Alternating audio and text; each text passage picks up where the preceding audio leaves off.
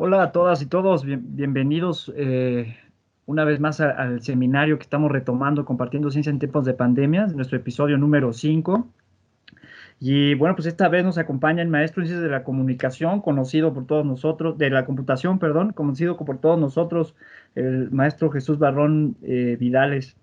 Le damos la más cordial bienvenida, maestro Barrón. Muchas gracias por aceptar nuestra invitación a este seminario que estamos organizando desde la Academia DICO y el Cuerpo Académico de TICs y Dispositivos Electrónicos. Eh, Sea bienvenido, le voy a compartir con todos, con todas y todos asistentes una breve semblanza del maestro Barrón, egresado por supuesto de la Ingeniería en Computación del Centro Universitario UAM Ecatepec. La maestría en Ciencias de la Computación la hizo en el CIMBESTAB del IPN. Ha participado en el desarrollo de proyectos empresariales como desarrollador y asesor externo en áreas de manufactura y control de energía, dedicado a la investigación y a la docencia desde 2004, especialmente en áreas de ingeniería y desarrollo de software, base de datos, machine learning y seguridad.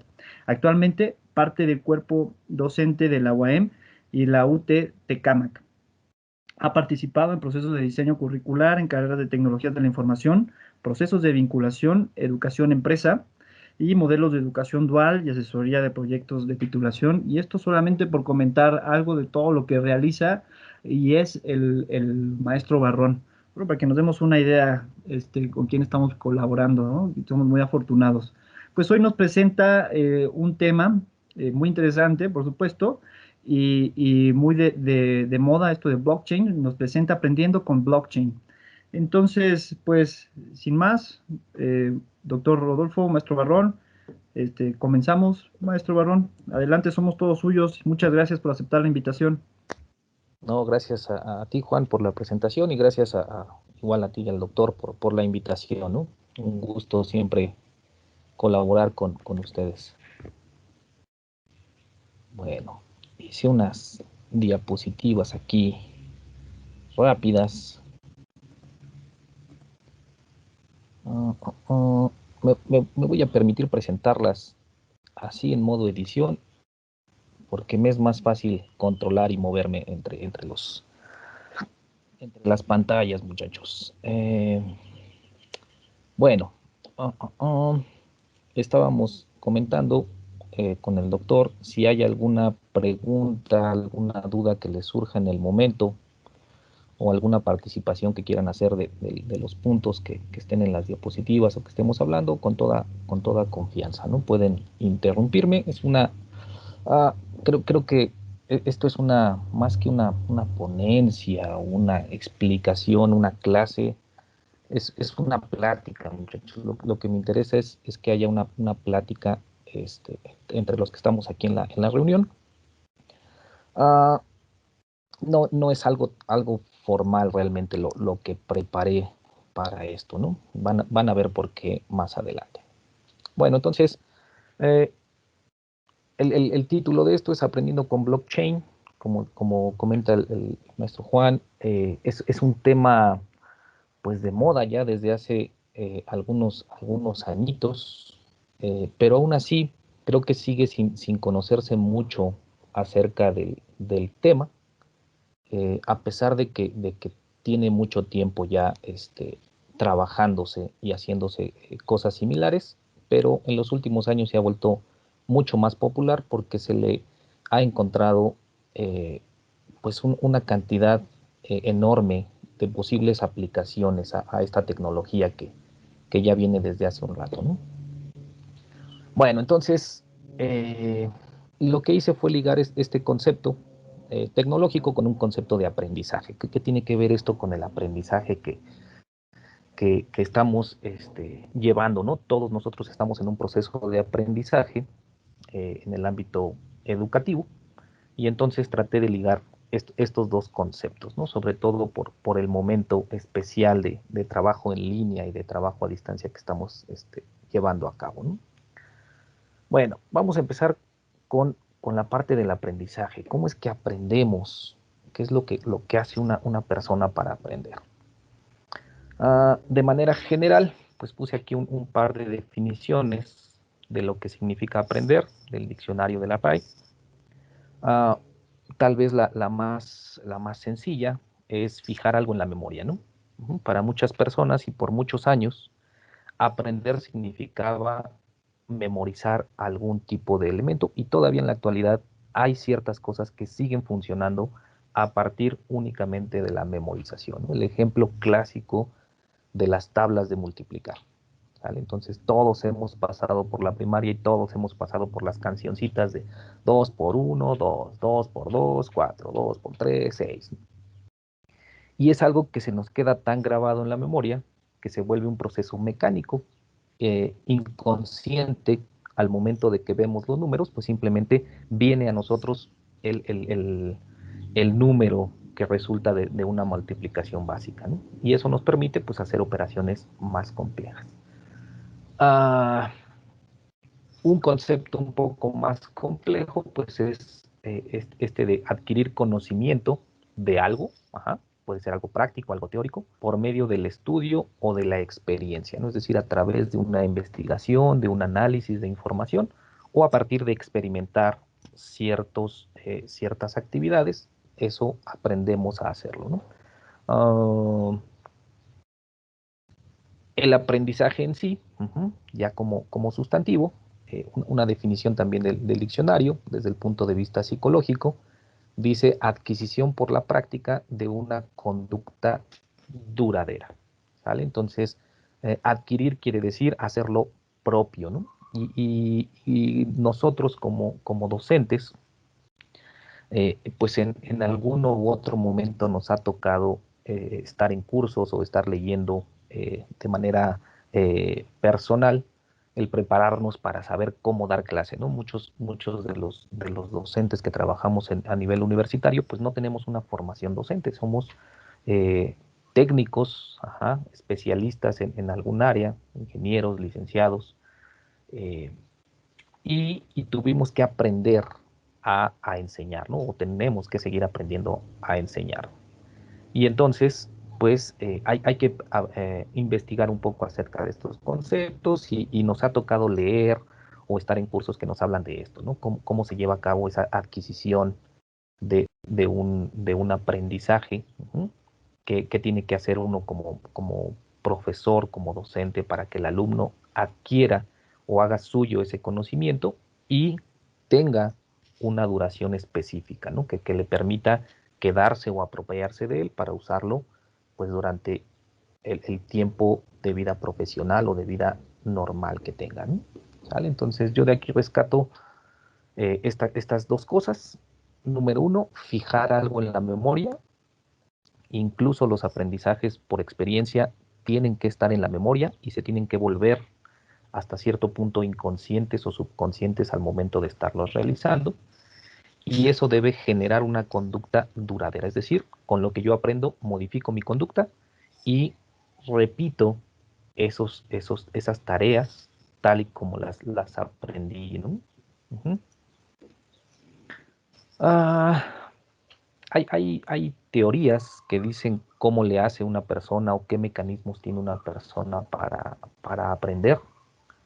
Eh, Principalmente, pues tenemos estos tres medios: el medio perceptivo, que es el primero que desarrollamos a través de los sentidos, percibir nuestro entorno y podernos apropiar de sonidos, que es, por ejemplo, como empezamos a hablar, a articular algunas palabras, algunos sonidos, el poder ver para identificar a las personas que nos rodean, saber qué podemos hacer, empezar a movernos y a tomar ciertas conductas por repetición de los adultos. Un poco más adelante, pues viene la parte conceptual, generar estructuras lógicas a partir del análisis de información, y eso nos lleva al proceso de toma de decisiones, ¿no? Entonces, analizamos lo que vemos a nuestro alrededor, lo que está pasando, los sonidos, las imágenes que vemos, y a partir de experiencias previas o de lo que nos dicen las personas, pues nos generamos un concepto de ciertas cosas, ¿no? Analizamos esa información para tomar decisiones tan simples como cuándo puedo cruzar la calle, como no acercarme al fuego de la estufa, este, no necesito ir a quemarme una vez para aprender que no tengo que ir a tocar el fuego, ¿no? ¿Vale? Entonces, son cosas que se pueden generar a partir de un análisis lógico. Y la otra, pues obviamente es la experiencia, ¿no? Cuando hacemos algo para que se nos quede grabado.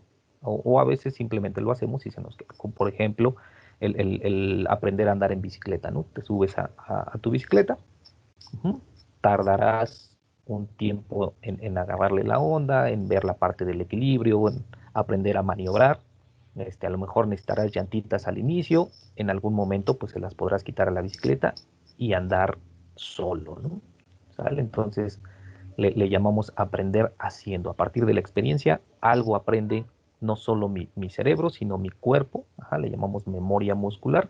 El cuerpo sabe y hace cosas de manera mecánica de acuerdo a la experiencia, ¿no? Y así, pues, se logran, por ejemplo, tener conocimientos de un oficio como la carpintería o la mecánica, en la cual aprendo viendo, hay ciertos conceptos que debo entender, no toques este cable, no hagas esto, no muevas, no desatornilles, y a partir de practicar, de ver a alguien cómo hacerlo y que me vaya enseñando, pues yo poco a poco voy haciéndolo hasta que me convierto en un mecánico, me convierto en un carpintero, ¿no?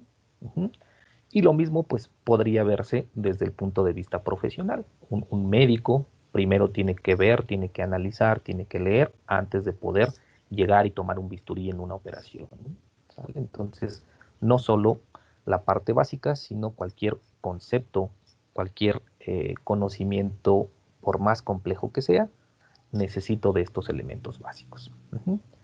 Les digo, en estos cursos, en estas lecturas referentes a la didáctica, a la pedagogía, pues se habla mucho de lo que se conoce como el aprendizaje significativo o el aprendizaje complejo, ¿no? Que es cuando un estudiante no memoriza solamente algo para pasar un examen, sino que lo definen como que se apropia de ciertos conceptos y los adapta o los lleva a cabo en su vida diaria, ¿no?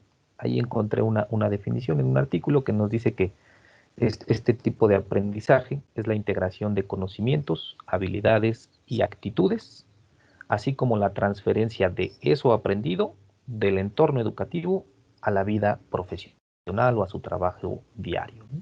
¿Sale? Entonces, eh, siglos, milenios atrás, pues se privilegia el conocimiento. Uh-huh. El conocimiento es lo importante y se basa principalmente en esta parte de memorización, ¿no? y análisis del entorno.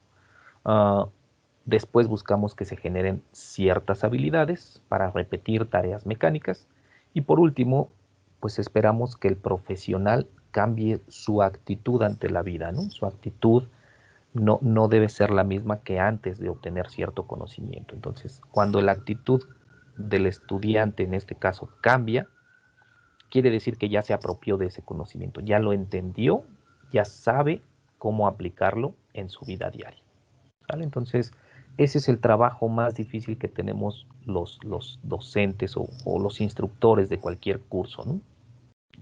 El lograr que no solo memoricen una definición, que no solo sean hábiles utilizando herramientas, sino que cambien su actitud, no solo en el ámbito profesional, sino en su vida diaria.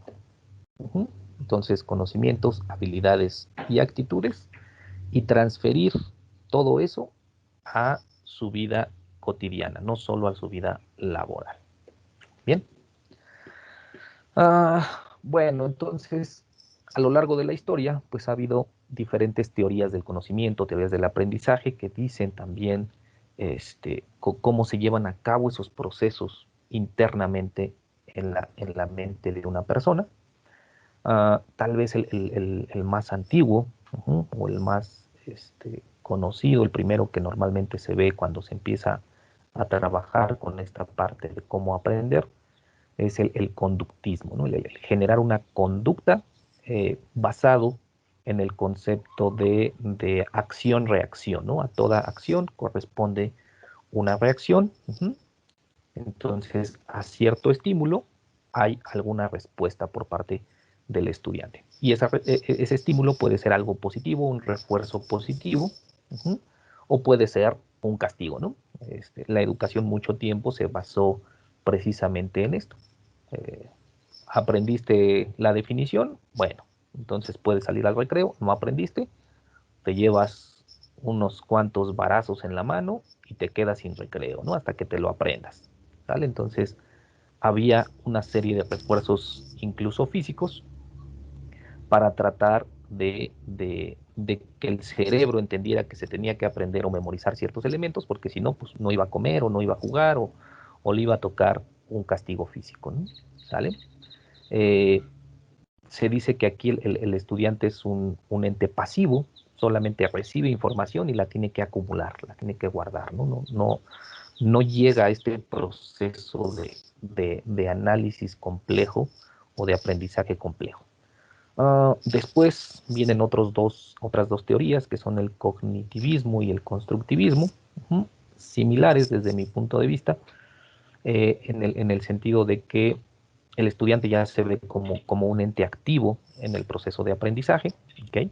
Y tiene que hacer uso de lo que ya conoce para, para poder generar nuevos conocimientos, ¿vale? Entonces, uh, de manera muy general, así los podemos definir, ¿no? Es complicado. He estado con algunos psicólogos, con algunos compañeros del ámbito pedagógico y, pues cuesta trabajo a veces una discusión con ellos acerca de, no, es que cada una de estas teorías tiene muchas formas en las que se pueden analizar. Entonces, sin meternos mucho a la parte teórica de esto, vamos a verlo así. El cognitivismo y el constructivismo ven al estudiante como alguien que debe participar en su propio proceso de aprendizaje, analizando su entorno, relacionando la información que se le da con lo que captan sus sentidos, o a partir de conocimientos previos, ir construyendo, ir generando nuevo conocimiento a partir de análisis complejos, ¿no? ¿Sale? Ah, hay muchísimas otras teorías que nos dicen diferentes maneras en las que el hombre puede aprender o se cree que podría aprender ciertas cosas, pero digamos que eh, serían como especificaciones más claras de cada uno de estos, ¿no? O combinaciones de estos entornos. ¿Ok? Mm, en cuestión de qué se necesita para poder aprender, los elementos que intervienen en que un aprendizaje se quede en un nivel básico o llegue a un nivel complejo, pues intervienen varios elementos, ¿no? Número uno, creo yo, el entorno donde se lleva a cabo el proceso de estudio o el proceso de aprendizaje. Tenemos ambientes presenciales, ¿no? Como son las aulas o los talleres, unos para ver a lo mejor conocimientos más teóricos o más prácticos, ¿sale? Entonces, pero es un entorno de interacción entre un grupo de personas. Hay entornos de investigación que normalmente son más cerrados, y tienen otras características, hay otros elementos que hay en ese entorno que no tenemos en el aula. El aula está diseñada específicamente para mantener la atención hacia un punto, para, eh, para ciertas tareas de aprendizaje. La investigación es más abierta, se busca desarrollar otro tipo de habilidades en la persona que está adquiriendo el conocimiento, ¿no? ¿Vale?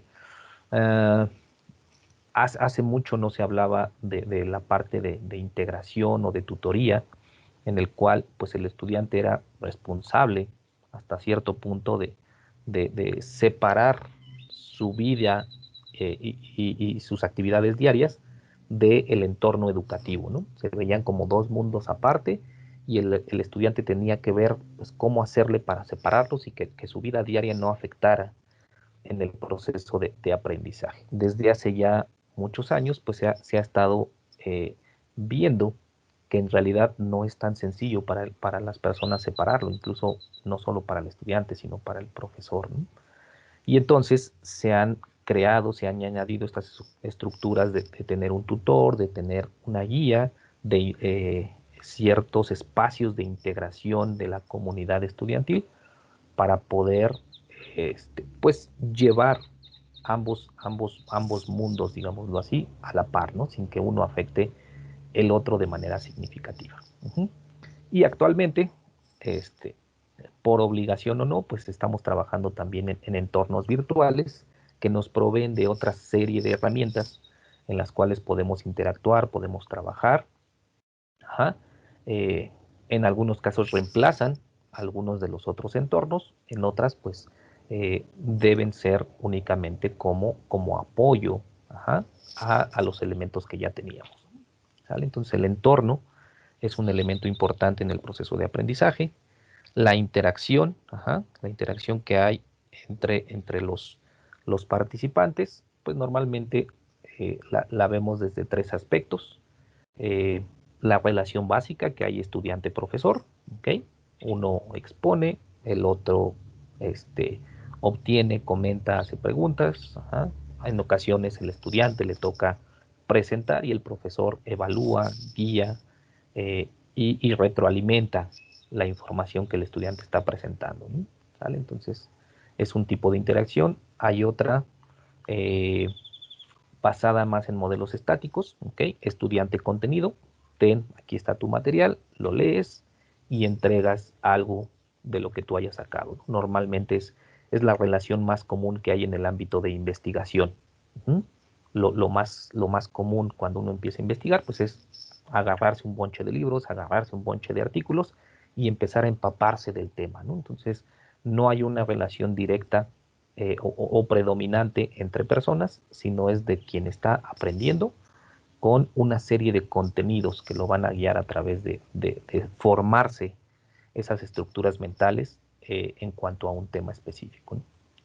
Y la otra, que tal vez es la que más descuidamos en el ámbito académico, pues es la de estudiante-estudiante, ¿no? No se le pone mucha atención a esta interacción entre estudiantes. En la mayoría de los casos trabajamos de manera individual, ¿ok? Obviamente bajo ciertas justificaciones, ajá, pues, que ciertos conceptos, ciertos elementos se tienen que trabajar primero de manera individual antes de poder trabajar en conjunto.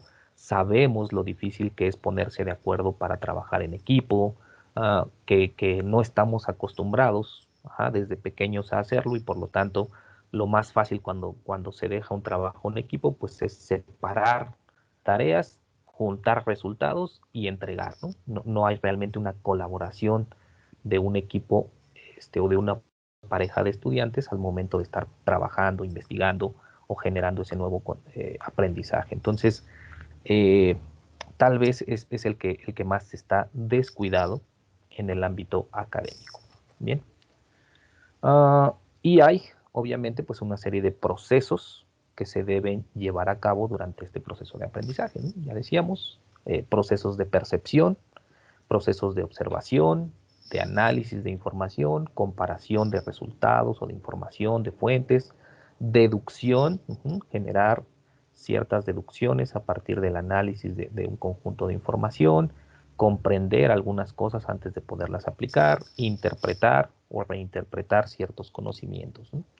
Entonces hay una serie de procesos, a eso le llamamos el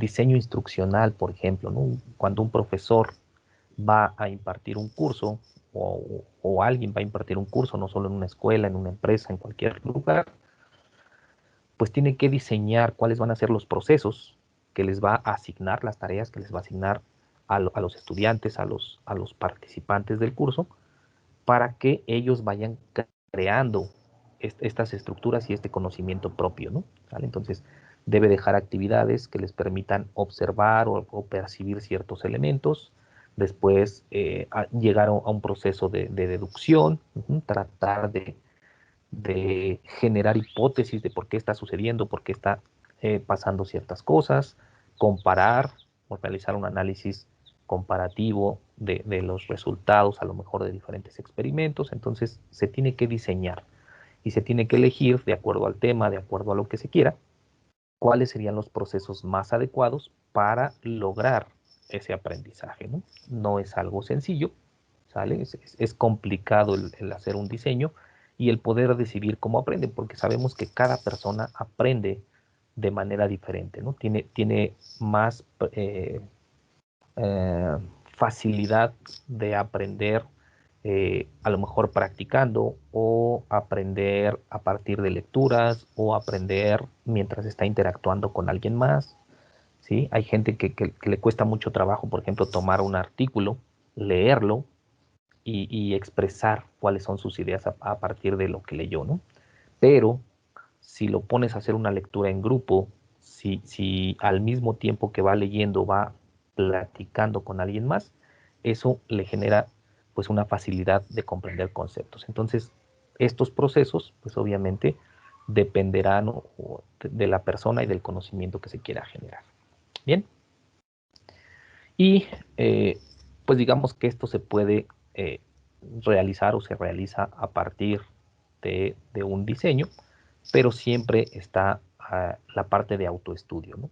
¿Qué hace el estudiante por su cuenta para aprender? ¿O qué hace el profesor por su cuenta para aprender, ¿no? También en el ámbito educativo, muchachos, pues no sé cuáles puedan ser todas las razones, pero no hay eh, un especialista para cada materia, y no se podría contratar a un profesor para dar una única materia o todas las materias de una universidad por alguien distinto, ¿no? Por cuestiones administrativas, por cuestiones de control, no sería a lo mejor lo correcto en cuestión didáctica, ¿no? Eh, pero a todos los docentes pues nos ha tocado impartir algún curso eh, en el cual no somos expertos. Entonces nos toca a nosotros primero aprender para poder pasar ese conocimiento o guiar a los estudiantes en el conocimiento que van ellos a obtener. ¿Sale? Entonces, lo más común es que repetimos actividades. Ah, bueno, yo aprendí con este artículo, yo aprendí con este libro, yo aprendí con esta herramienta, ¿no? Probé 5 herramientas, me gustó esta o estas 2. Entonces, ¿qué hago? Pues voy con los estudiantes y replico mi proceso de aprendizaje. Les doy las mismas lecturas, les doy los mismos libros, les doy las mismas herramientas. ¿Ok? En un ambiente cerrado, dentro de la escuela, pues podemos controlar ese tipo de cosas, ¿no? Yo puedo guiar a los estudiantes, trabajar el libro directamente con ellos, mostrarles cómo usar la herramienta, ¿sale? Pero en la actualidad, por estas condiciones en las que nos encontramos, pues sería, desde mi punto de vista, un error cerrar a que los estudiantes aprendan de la misma manera que yo aprendí el tema que estamos viendo, ¿no? Entonces, se puede guiar, se puede decir, miren, yo trabajo con esta herramienta, pero si encuentras otra o aquí hay otras, puedes probarlas y decidir cuál es la que mejor se adapta a tu modo de trabajo, ¿no? ¿Sale? Entonces, este, no, la ventaja de este entorno virtual, pues es que es totalmente abierto y podemos aprovecharlo de diferentes maneras, ¿no? Entonces, en la mayoría de fuentes que hablan de esta parte pedagógica, tenga un aprendizaje significativo, complejo, pues recomiendan manejar estos elementos de manera variada, es decir, mientras más de ellos se apliquen, mejor o mayor será el nivel de aprendizaje, ¿no? Usar diferentes entornos, usar diferentes mecanismos de interacción, trabajar con diferentes procesos cognitivos. Ajá. Entonces, todo eso va a permitir que haya más posibilidades de llegar a un nivel más alto de aprendizaje. ¿Ok? Aprovechar, en nuestro caso, todos los elementos virtuales que están a nuestro alcance y relacionado con el tema que vamos a trabajar, que es lo de blockchain, pues vamos a darle una mayor importancia a esta relación entre estudiantes, ¿no? El objetivo es ese, que los estudiantes aprovechen la relación que puede haber entre ellos, el trabajo colaborativo que puede haber entre ellos para eh, pues beneficiar su nivel de aprendizaje, su nivel de conocimiento, ¿no? Y entonces este modelo de autoestudio pues será una vez más regresarle al estudiante pues un rol activo en este proceso. ¿Sale? Ah, bueno, entonces, ¿qué hace o qué hacemos cuando estamos en ese momento de autoestudio, cuando estamos en nuestra etapa de aprendizaje individualizado? Bueno, pues tenemos en primer lugar lo que llamamos técnicas de estudio, ¿no? Ujú. Que son un conjunto de herramientas, ¿ok? Que en teoría nos deben ayudar a mejorar nuestro rendimiento, ajá, nuestro rendimiento académico en sentido del aprendizaje, ¿ok? Y facilitar el proceso de memorización o de estudio de ciertos conceptos, ¿no? Ujú. Eh, hay muchas técnicas de estudio. Uh-huh. En el ámbito universitario, creo yo, en el ámbito profesional, es muy común, por lo menos en mi caso, es muy común encontrar estas cuatro. Uh-huh. El hecho de subrayar, trabajamos con muchas lecturas, con muchos artículos, entonces una forma fácil de empezar pues es subrayar ideas, ¿no? Subrayar ideas principales, lo que llamamos las notas al margen dentro del mismo documento, pues, mira, aquí me encontré un pedazo de información importante, lo relaciono con alguien con algo que había leído previamente, con algo que sé, tengo una duda acerca de lo que menciona, pues pongo notitas en el margen del documento, por eso se llaman así, que me recuerden que ahí hay algo importante que revisar, ¿no? Complementar la información o se relaciona con la información que leí de otro artículo o algo importante que resaltar, ¿no? Uh-huh. Resúmenes o síntesis, ¿ok? Que es tratar de obtener el núcleo de la información, en un proceso más pequeño, en un elemento más pequeño para que sea fácil de digerir, ¿sale? Entonces, algunos les funciona hacer resúmenes, otros prefieren hacer síntesis, ¿no? Sobre todo cuando la lectura no utiliza mucho del vocabulario cercano a nosotros, pues preferimos hacer una síntesis y redactar o rehacer un escrito a nuestras propias ideas o palabras, ¿no? Como que darle una interpretación en lugar de quedarnos con las ideas o con las palabras originales. Y obviamente pues la parte gráfica, ¿no? Que es una manera de resumir muy simple algunas cosas, sobre todo para la gente que tiene esta facilidad de visualizar cosas más que estar escuchando. Los esquemas y los mapas pues generan una manera simple de organizar nuestras ideas, ¿no? ¿Vale? Entonces, cada una de las técnicas pues tiene ventajas y desventajas, uh, pero yo creo que no importa tanto la técnica. Lo importante para que funcione como técnica de estudio es realizarla correctamente, ¿no? Por ejemplo, subrayar, pues no voy a leer una página que tiene, no sé, 5 párrafos y voy a subrayar 2 párrafos completos, ¿no? Hay que aprender también a usar las técnicas y creo que eso pues nadie nos los enseña.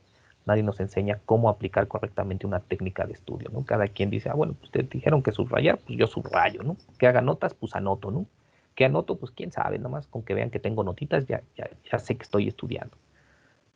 Cada uno tiene que ver cuáles de estas técnicas, pues, les sirven más. Les digo, en mi caso, estas 4 son las que yo utilizo más cuando estoy investigando sobre un tema nuevo, sobre una herramienta nueva. Normalmente esto es lo que trabajo. Y casi siempre en ese orden, ¿no? Hago subrayo, por ejemplo, un artículo, hago algunas notas importantes, sobre todo al leer el segundo, el tercer, el cuarto artículo, hago notas para relacionar lo que estoy leyendo con las lecturas previas, genero un resumen, una síntesis de toda esa información de 3, 4 artículos que haya leído y después lo trato de poner en un mapa o en un esquema para tener de manera visual la información o los puntos importantes, ¿no? ¿Sí? Entonces, esa es una cuestión, el tener técnicas de estudio, ¿no? Uh, no todos aplicamos técnicas de estudio cuando estudiamos. Algunas veces, pues únicamente lo que hacemos es eh, leer, ajá, leo, repaso notas, repaso, pues no sé, los apuntes de la clase tal vez, ¿no? Un video, algo así. Entonces no aplicamos realmente algunas técnicas de estudio y hay que aprender, no solo es usarlas, sino hay que aprender a usarlas, ¿no? Cada uno pues, tendrá que ver cuáles funcionan más. Y de lo que hablábamos hace rato, apropiarse del contenido es ponerlo en tus actividades diarias. Entonces, lo que buscamos es que se vuelva un hábito de aprendizaje, ¿no? ¿Qué es el hábito? Pues una condición adquirida o aprendida que nos permite repetir o reproducir acciones en ciertas circunstancias, ¿no? Lo que decíamos del aprendizaje complejo. Una vez que me apropio de él, pues lo puedo transferir a mi trabajo, a mi vida diaria. ¿Qué pasa cuando una técnica se convierte en un hábito? Pues entonces, en teoría, puedo tener ciertos beneficios como eficiencia. Cada vez voy a requerir eh, menos información para llegar a un concepto o voy a poder procesar mayores cantidades de información. ¿Ah? Va a ser más rápido, voy a poder leer más rápido, voy a poder hacer resúmenes más rápido, voy a poder encontrar información importante en los artículos, mientras más artículos lea. Facilidad, ajá. A lo mejor al principio me cuesta mucho trabajo hacer un mapa mental, no sé por dónde empezar, no sé si poner imágenes o texto, organizar de manera jerárquica ciertas cosas. Mientras más lo practico, pues como en todo, ¿no? Más fácil se me va a hacer, se convierte en algo mecánico. Y eso, a final de cuentas, pues me va a generar un nivel de confianza más alto para mi proceso de aprendizaje. Es muy común que cuando estamos viendo temas nuevos en una materia, pues viene un examen y nos ponemos nerviosos, ¿no? Porque no sé si realmente aprendí o no aprendí. Y entonces quiero estudiar mucho y quiero estudiar 2 días antes del examen, ¿sale? Y grabármelo en la memoria y pasar mi examen y ya, me relajo y se me olvida toda vez, ¿no? Bueno, ya viene el segundo parcial. Bueno, otra vez me pongo a estudiar y a repasar todo lo que ya había estudiado, ¿no? ¿Sale? Entonces, eh, eso pasa porque no confiamos en nuestro propio aprendizaje. ¿Sí? Entonces, cuando se nos vuelve un hábito estar estudiando, pues entonces eso nos va a generar un nivel de confianza que es, bueno, estoy viendo resultados, leo más rápido, puedo encontrar información más fácilmente. Ahora que estamos haciendo investigaciones en línea, que no tenemos esa facilidad de ir a la biblioteca y tomar el libro que normalmente se usa en una materia a lo mejor, pues ahora tengo que estar buscando información que me llega por miles en el buscador, ¿no? Entonces, mientras más practico, pues entonces aprendo a diferenciar, a elegir sitios correctos para encontrar información de manera más rápida, más fácil. ¿Sale? Y entonces, conceptos importantes, tener las herramientas necesarias, ajá, repetir o reproducir las acciones para que se nos vuelva un hábito, ¿okay? Ya no se vea como un trabajo de chin, tengo examen, voy a estudiar, ¿no? Sino que de manera común ya lo haga por hábito, ¿no? Como nos pasa a lo mejor con las tareas del hogar. Al principio, pues cada que me levantaba estaba mi mamá regañándome porque tenía que ir a atender mi cama, ¿no? Y yo ya andaba haciendo otras cosas. Con el paso del tiempo, pues al principio sí es, me van a regañar, tiendo la cama, me van a regañar, tiendo la cama. En algún momento se van a levantar, lo van a hacer sin pensar en su mamá, ¿no? Se les vuelve un hábito. Ajá. Y así como cualquier otro hábito lo hacemos a veces de manera inconsciente, pues el estudio también va a ser un hábito que todos los días voy a agarrar y voy a hacer una lectura de lo que vi el día de hoy en la clase o de una novela que me gusta. Hay que hacer hábitos para que esto se vuelva más fácil, ¿no? Y se haga parte de nuestra vida diaria. ¿No? Entonces, aquí encontré esta frase que dice estudiar sin que se le deba ordenar, ¿no? Eso, eso es un hábito de estudio. Cuando ustedes o cuando nosotros nos dedicamos a estudiar o nos sentamos a estudiar sin que alguien me lo esté ordenando, sin que me digan mañana hay un examen y por eso me senté a estudiar, o sin que me digan tienes que entregar esta tarea y por eso te pusiste a investigar, ¿no? ¿Vale? Entonces, eso es importante.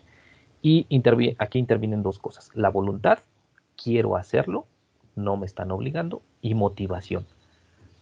Esta es la parte difícil, ¿no? Llegar a encontrar cada uno su motivación propia, no importa cuál sea. No quiero decir que haya motivaciones buenas o malas, pero hay gente, por ejemplo, que va a la universidad, pues, ¿para qué? Para no trabajar. Su familia tiene un negocio, no quiere trabajar con ellos, pues mejor me voy a estudiar, ¿no? O simplemente no quiere trabajar en ningún lado, entonces hace que estudia para no trabajar. Hay gente que estudia para trabajar, es decir, ingresa a la universidad con el objetivo de conseguir un trabajo más adelante, ¿no? ¿Sale? Hay gente que estudia por la cuestión social. No es una decisión propia, simplemente su motivación es que todos sus amigos, todos sus conocidos estudian o se van a inscribir a la universidad, pues yo hago lo mismo que los demás, ¿no? Porque quiero seguir perteneciendo a esta sociedad, a este grupo. ¿Sí? Entonces, no importa cuál sea la motivación, cada uno tiene que encontrar cuál es su motivo por el que va a estudiar. Si no lo encuentran, pues seguiremos haciendo las cosas por obligación. Bien. Antes de pasar al segundo bloque, muchachos, ¿hay algún comentario o algo que quieran preguntar o decir hasta aquí?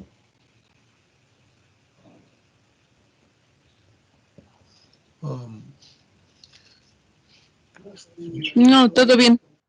Ok. Cristian, Hola, ¿qué tal, maestro? Buenas ¿qué tal? tardes. Dijo ahorita algo muy interesante, la parte de estudiar lo que a uno le guste, ¿no? Digamos, como que seguir su pasión, me recuerdan mucho esos temas, ¿no? Por ejemplo, estando en la universidad, eh, a pesar de estar ya, digamos, a diferencia de en la preparatoria, ¿no? Que ya muchos, ya estamos expuestos, digamos, a una rama que ya nos agrada. Eh, y más sin embargo, aún estando enfocados en esa rama, resulta que nuestra rama tiene otras mil, ¿no? Que no conocíamos. Sí. ¿Qué acciones o qué recomendaciones haría usted como para decir, por ejemplo, si a mí ya me interesa, no sé, por ejemplo, bases de datos, ¿no? Y a lo mejor, porque me ha tocado escuchar compañeros que dicen, es que a mí me gusta mucho, por ejemplo, bases de datos, ¿no? Y no me gusta tanto esta otra materia y por eso no le echo ganas. ¿Cómo tener ese balance en esos momentos? Difícil. Bueno, creo que en todas las áreas pasa lo mismo, ¿no? Mientras, no me acuerdo bien de la frase, pero dicen que mientras más sabes, más ignorante eres, ¿no? Mientras más vamos estudiando sobre un área, pues nos damos cuenta que cada vez se nos abre un mar de información. Ajá. Digo, bueno, voy a estudiar computación, por ejemplo. Bueno, pues entonces empiezo con la computadora y está ofimática, ¿no? Pero de repente me doy cuenta que también hay diseño gráfico y hay programación. Bueno, quiero ver programación. Y vas y empiezas con tu primer lenguaje de programación y te das cuenta que hay otros 20 más, ¿no? Y decides trabajar con cierta área. Y dices, bueno, pero ahora necesito conocer un poco más de base de datos. Entonces empiezas con un manejador de base de datos y después un segundo manejador y te das cuenta que las bases de datos son otro mundo de información. Mientras más aprendes, más te das cuenta que hay muchos más niveles de trabajo. Uh, yo creo que aquí hay dos cosas por hacer. Uh, lo difícil es decidir, ¿te vas a enfocar y quieres especializarte en algo o, o prefieres conocer más? Hay gente que dice, bueno, es que si vas a ser programador, pues el mejor programador, ¿no? Entonces especialízate solo en el área de programación y que alguien más se encargue de las bases de datos, que alguien más se encargue del diseño. Si vas a ser cirujano, neurólogo, pues te dedicas a eso y que alguien más se preocupe si la gente tiene cáncer, si la gente tiene otras cosas, pues no es mi área. Entonces yo me especializo y soy el mejor en mi área. Eso desde mi punto de vista, pues te deja perdido de todo lo demás que podrías conocer y que te podría gustar. El problema de hacerlo al revés, bueno, yo quiero saber de base de datos, de programación, de diseño, de web, de móviles. o quiero saber pediatría, de geriatría, de tal cosa, ¿no?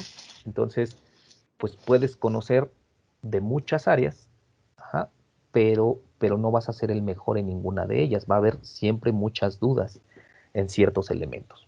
Desde mi punto de vista no es que una sea mala o buena o mejor que la otra, simplemente es qué prefieres, qué es lo que te gusta y tomar esa decisión. Y la ventaja es que, pues mientras haya vida, muchachos, hay esperanza, dicen, ¿no? Si decidí especializarme en un área y en algún momento ya no quiero trabajar en esa, pues puedo regresar y empezar con algo más, ¿no? No, nunca se deja de aprender. Sí.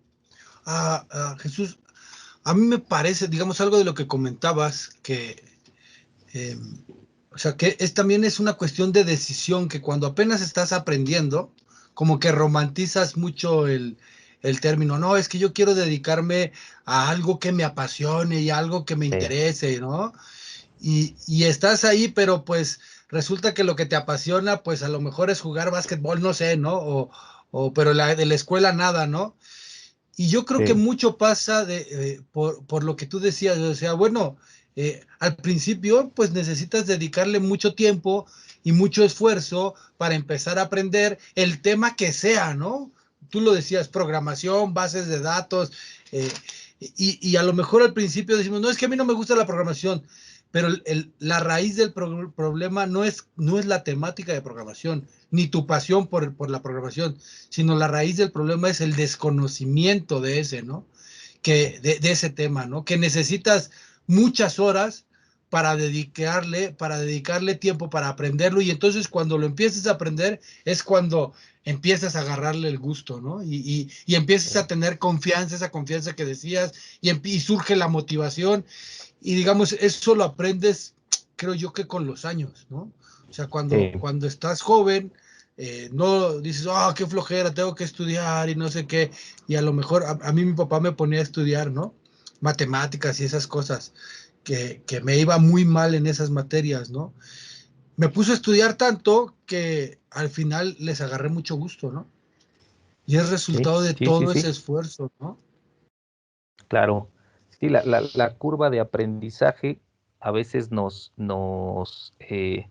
debilita tanto que terminamos por abandonar, ¿no? Entonces, si en cualquier cosa, o sea, no es solo que te guste, sino que estés decidido a hacerlo, ¿no? Ah, yo tomo a veces el ejemplo de los videojuegos, en el cual dices, bueno, la primera vez que a lo mejor jugaste Mario Bros, que jugaste Halo, que jugaste Fortnite, pues no le ganaste a las 50 personas que estaban ahí conectadas al mismo tiempo que tú, te tardaste a lo mejor, no sé, 20 intentos en poder pasar el primer nivel de Mario Bros, ¿no? Pero mientras más practicaste, pues entonces terminas acabándotelo en unas cuantas horas el videojuego, ¿no? Entonces, el conocimiento en general es igual. Cuando empezamos con cualquier tema, nos va a costar trabajo y nos vamos a dar tropezones, pero mientras más lo practiques, mientras más le dediques tiempo, pues cada vez vas a ser mejor en eso, ¿no? Y no solo en ese conocimiento. La ventaja de esto es que, pues si ya jugué Halo, pues entonces ahora voy a jugar Fortnite y tengo ya ciertas habilidades desarrolladas en el conocimiento. Igual ya aprendí programación. Bueno, cuando empiece con base de datos, ya no me va a costar tanto trabajo como el de programación, porque ya generé una base y ciertas habilidades que me van a ayudar, ¿no? Claro. Sí, sí, es entender, o sea, eso, digamos, eso es algo que a mí me gustaría que se llevaran, ni lo masticaran, ni lo pensaran, es entender que al principio, cuando quieres aprender lo que sea, te va a costar mucho trabajo y vas a sufrir y no vas a entender nada y le vas a tener que dedicar muchas horas, ¿no? Y llegar, pero durante ese proceso debes de pensar que va a llegar el momento en el que van a empezar a caer las cosas en su lugar, vas a empezar a entender eso que parece chino, y entonces ya tendrás cierto dominio que te permitirá disfrutar lo que estás haciendo, ¿no? Y ese es el proceso al que nos enfrentamos todos. Si desistes, si dejas de estudiar, si dejas de trabajar en eso, pues nunca vas a lograr tener esa satisfacción, ¿no? Claro. Te dejo esto. Bien, entonces. Bueno, ah, ah, ah, algo importante, muchachos. creo que de manera general, cuando yo fui estudiante, nunca tuve una plática como esta. Yo decía, bueno, pues si es didáctica y mis profesores decían, pues es didáctico, eso le interesa a los psicólogos, a los pedagogos. Nosotros que vamos a ser ingenieros no nos interesa que las técnicas de estudio, no nos interesan los modelos de aprendizaje, que el conductismo, que el constructivismo, eso es lo de menos, ¿no? Que hay que aprender a hacer sumas, a hacer integrales, a programar y hacer lo que nos interesa. Entonces, tal vez descuidamos como por ciertas áreas de conocimiento, descuidamos esto que a lo mejor a ciertos estudiantes les podría decir, bueno, me cae el 20 de que si estudio, a lo mejor pues mi vida se va a hacer un poco más fácil, ¿no? Pero son cosas naturales que a lo mejor podemos ir mejorando poco a poco. Bueno, vamos a la segunda parte, muchachos, de esto, que es la parte técnica, que tal vez es la que les interesaba más de esto, ¿no? Y pues siempre que yo menciono blockchain en un grupo de estudiantes vamos a ver lo de los bitcoins, ¿no? Que es el término más relacionado. Bueno, ¿por qué es importante hablar de blockchain? ¿O por qué es importante en general blockchain? No hablar de él, sino por qué se ha vuelto importante, por qué se ha puesto de moda este concepto en el último par o en los últimos 3 años. Les digo, no es una cuestión nueva. Entonces, ¿por qué se ha vuelto popular? ¿Qué es? ¿Qué es esto? Pues es una tecnología, es un mecanismo que nos va a permitir conectar a los usuarios y que esos usuarios puedan hacer transacciones directas entre ellos. Es decir, no necesitan una figura, un tercero oficial que esté ayudándolos a hacer transacciones como normalmente pasa en la vida diaria, ¿no? Bueno, voy a vender una casa, pues necesito un notario público. Voy a pagar algo, pues necesito que el banco haga una transferencia. Un contrato de compra-venta, bueno, pues hay un testigo y hay una certificación y tengo que validar la factura del automóvil, cosas así, ¿no? Bueno, entonces siempre hay ciertas figuras que van a tener que intervenir en un proceso como este. Aquí nos va a permitir hacer transacciones, vamos a llamarles seguras, entre dos entidades, no necesariamente personas, que no necesitan ese tercero. ¿Por qué otra cosa es importante? Proporciona información, dice ahí, inmediata, compartida, transparente e inalterable. ¿Sale? Entonces, la información está ahí presente en todo momento para que la pueda consultar quien quiera. Se comparte la información, no es privada, ¿ok? Es transparente, ahora que se habla mucho de la transparencia de la información, cualquiera puede conocer los términos de una transacción y es inalterable. Tal vez es la ventaja más importante, muchachos. Una vez que se registra algo, es muy, muy difícil que se pueda alterar esa información. ¿Sale? Y obviamente, pues un grupo de personas estarán autorizadas para acceder a esos datos. No necesariamente tiene que ser información totalmente pública, hay que tener un acceso a ese mecanismo de comunicación, vamos a llamarle, ¿no? ¿Vale? Y una tercera término por el cual esto es importante, permite ver, les digo, todos los detalles de una transacción de principio a fin. Y entonces, obviamente, para las personas que intervienen en esa transacción, pues eso genera una mayor confianza, ¿no? ¿Sale? Entonces es como imagínense que llega alguien y les quiere vender un teléfono celular, ¿no? Pues para empezar, que alguien te venda un teléfono celular, pues no es muy común. Vamos a suponer que es alguien que conoces, dices, bueno, es su teléfono y me lo va a vender. Pero no sé, pues si él lo compró directamente de una tienda o se lo compró a alguien más y ese alguien más a lo mejor sí obtuvo el teléfono de manera ilícita, no lo sé, ¿no? Tal vez en un teléfono no nos preocupa tanto, pero si pensamos en un automóvil, pues comprarle un automóvil a alguien del cual no sabemos la precedencia o la procedencia del automóvil, pues entonces va a decir, mira, aquí en la factura hay 4 firmas ya, ¿no? Quiere decir que ya se compró y se vendió 4 veces. ¿Dónde estuvo? ¿Quiénes eran esas personas? ¿Cuándo lo vendieron? A lo mejor la persona que me lo está vendiendo a mí lo compró, no sé, vamos a decir, en 50,000 pesos y me lo está vendiendo a mí en 60,000, ¿no? Bueno, entonces, en blockchain se van a registrar las transacciones y yo puedo conocer cada vez que voy a hacer una nueva transacción el origen y la precedencia de todas las transacciones que se han generado dentro de este sistema, ¿no? Entonces eso me da una confianza mayor en lo que voy a hacer. Bien. A estos tres elementos se les conoce como, número uno, hay eficiencia, ¿ok? Es una comunicación directa y eficaz. Número dos, seguridad, en el sentido de que va a ser inalterable la información, no va a poder haber información apócrifa o alterada dentro de las transacciones que voy a realizar. Y número tres, pues la confianza. Entonces, esta es la importancia de esta tecnología. Genera en un ambiente de transacciones, de activos, genera eficiencia, seguridad y confianza. De manera general, ¿qué es? Bueno, se le puede conocer como un sistema de registro, ¿ok?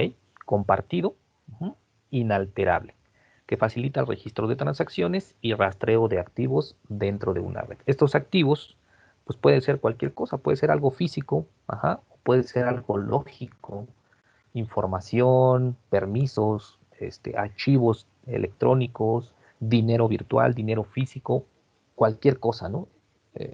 Por eso se utiliza mucho la palabra activo en cuestión de seguridad. Puede ser prácticamente lo que sea, muchachos, ¿ok? Alguna ventaja, algún tipo de información propia de un sistema, lo que sea. Y entonces, blockchain pues me va a permitir generar o crear un sistema en el que se registra toda la información de las transacciones referentes a esos activos. Y trabaja pues como una red de elementos. ¿Vale?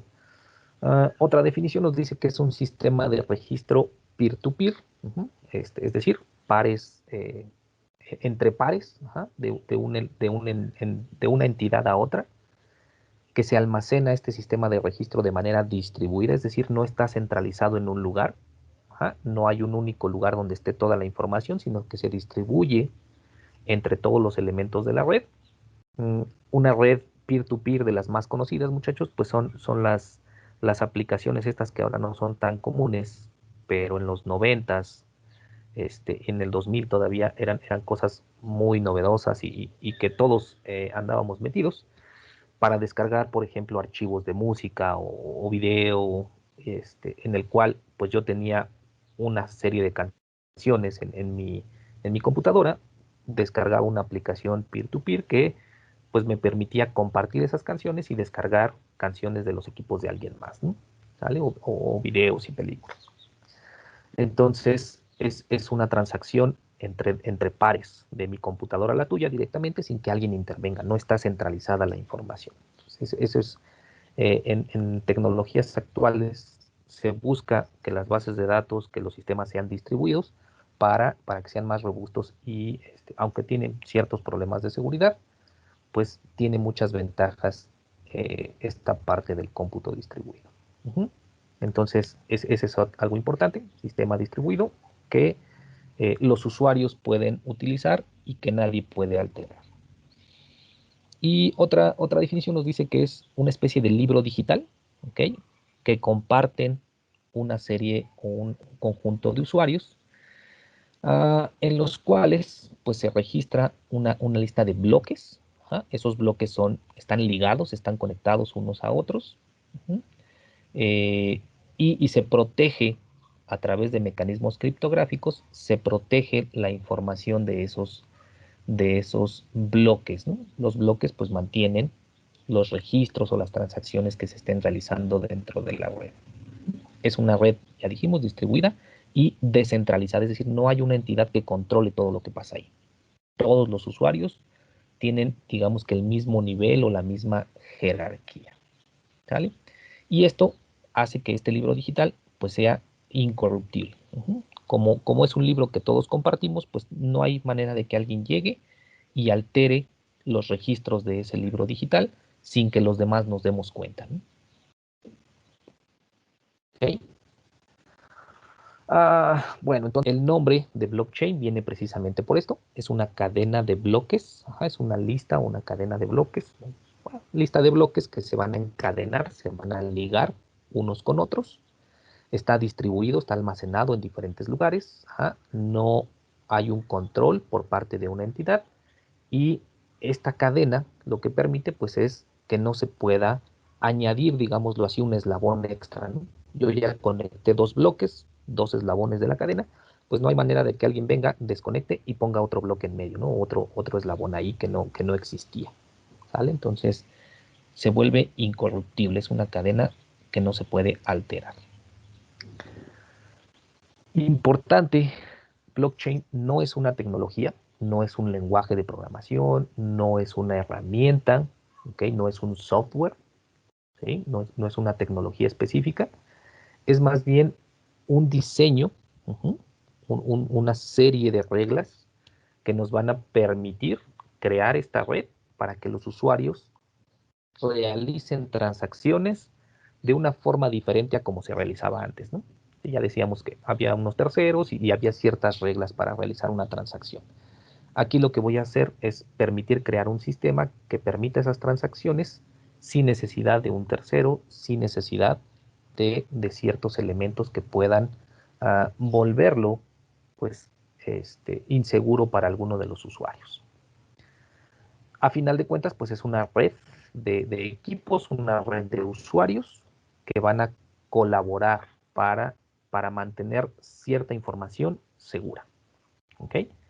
Estas redes normalmente se clasifican en tres. Primero surgieron las redes públicas, que es, por ejemplo, el caso de Bitcoin, en el cual pues, se creó ciertos activos electrónicos, se creó la red y prácticamente cualquiera puede entrar y participar en esa red, ¿no? ¿Sale? Entonces es una red pública donde cualquiera simplemente envía una solicitud y puede ingresar a esa red de usuarios y comenzar a colaborar con los demás. Hay redes privadas, ya son más recientes. Se vio el uso de este blockchain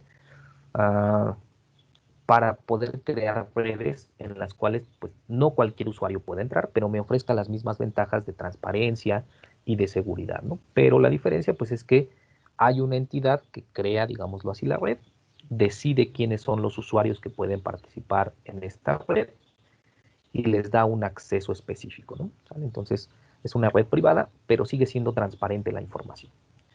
Y pues después se crearon las redes híbridas, una combinación entre una red pública y privada.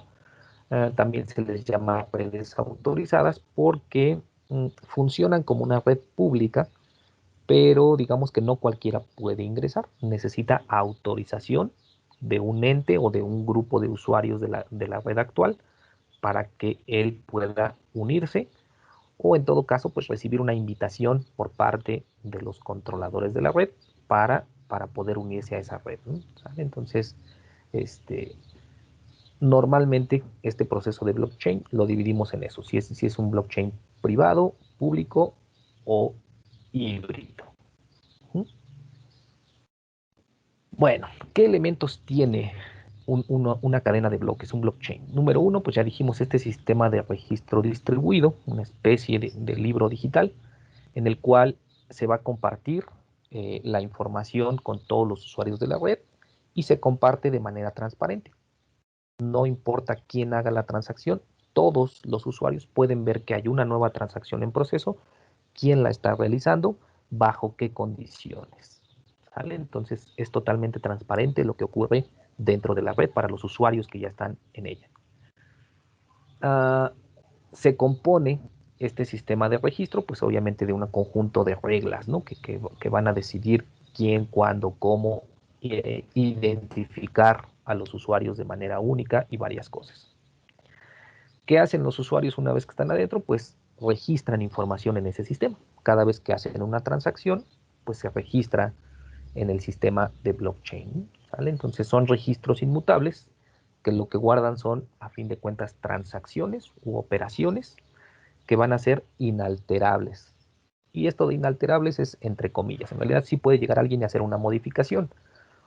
¿Cuál es el beneficio aquí? Pues que en realidad los usuarios fácilmente o el sistema fácilmente va a detectar cuando una transacción fue modificada o es ilegal, ¿no? Es decir, no se realizó de manera real esa transacción o bajo las reglas establecidas. Uh-huh. Entonces, a eso se refiere con inalterable. No quiere decir que no se pueda modificar, sino que si se llega a modificar, se puede detectar o se detecta inmediatamente que hay código corrupto dentro de la transacción y pues simplemente no tiene procedencia, ¿no? ¿Sale? ¿Dónde está el principio de seguridad de este sistema inmutable, de este sistema transparente? Pues quienes validan si una transacción es correcta o se puede realizar o no son los mismos usuarios de la red. Y entonces, para eso, para que los usuarios se pongan de acuerdo en si la transacción es válida o no, pues aparece el núcleo de un sistema de blockchain, que es el algoritmo de consenso, ¿sale? El algoritmo de consenso es un mecanismo por el cual los usuarios validan o revisan la transacción y deciden si es o no es válida. Y entonces se hace una especie, vamos a decir, de votación, y cuando obtengo el consenso de los usuarios de la red, aunque sea por mayoría, pues la transacción queda validada o queda verificada y se agrega al sistema de registro, se agrega al libro electrónico, ¿no? Si los usuarios no llegan a un consenso, o el consenso es que no es una transacción válida, pues simplemente no se registra y se desecha, ¿vale? Ese fue en los inicios, se siguen utilizando, hay muchos algoritmos de consenso y hay ahora, principalmente en el caso de las redes privadas, en lugar de un algoritmo de consenso, como hay una entidad que regula el trabajo dentro de la cadena de bloques, se generan algo que llamamos contratos inteligentes, ¿no? Una serie de reglas que validan, vamos a decirlo así, de manera automatizada algunas cosas en las transacciones o en los bloques. Uh-huh. ¿Qué usan estos bloques para ser validados o para ser protegidos? Normalmente utilizan pues algunos conceptos de certificados o llaves de seguridad. Ajá. Si alguien ha oído hablar de PKI, de infraestructura de llave pública, pues es un esquema seguro para transacciones públicas en cualquier entidad, en cualquier organización, y entonces utiliza conceptos similares a los de este PKI para firmar documentos de manera digital y para validar o cifrar el contenido y no cualquiera pueda revisar información que pueda ser privada o sensible, ¿no? ¿Vale? Y eso nos lleva a generar algo que llamamos las organizaciones autónomas descentralizadas, o DAO en inglés, ¿no?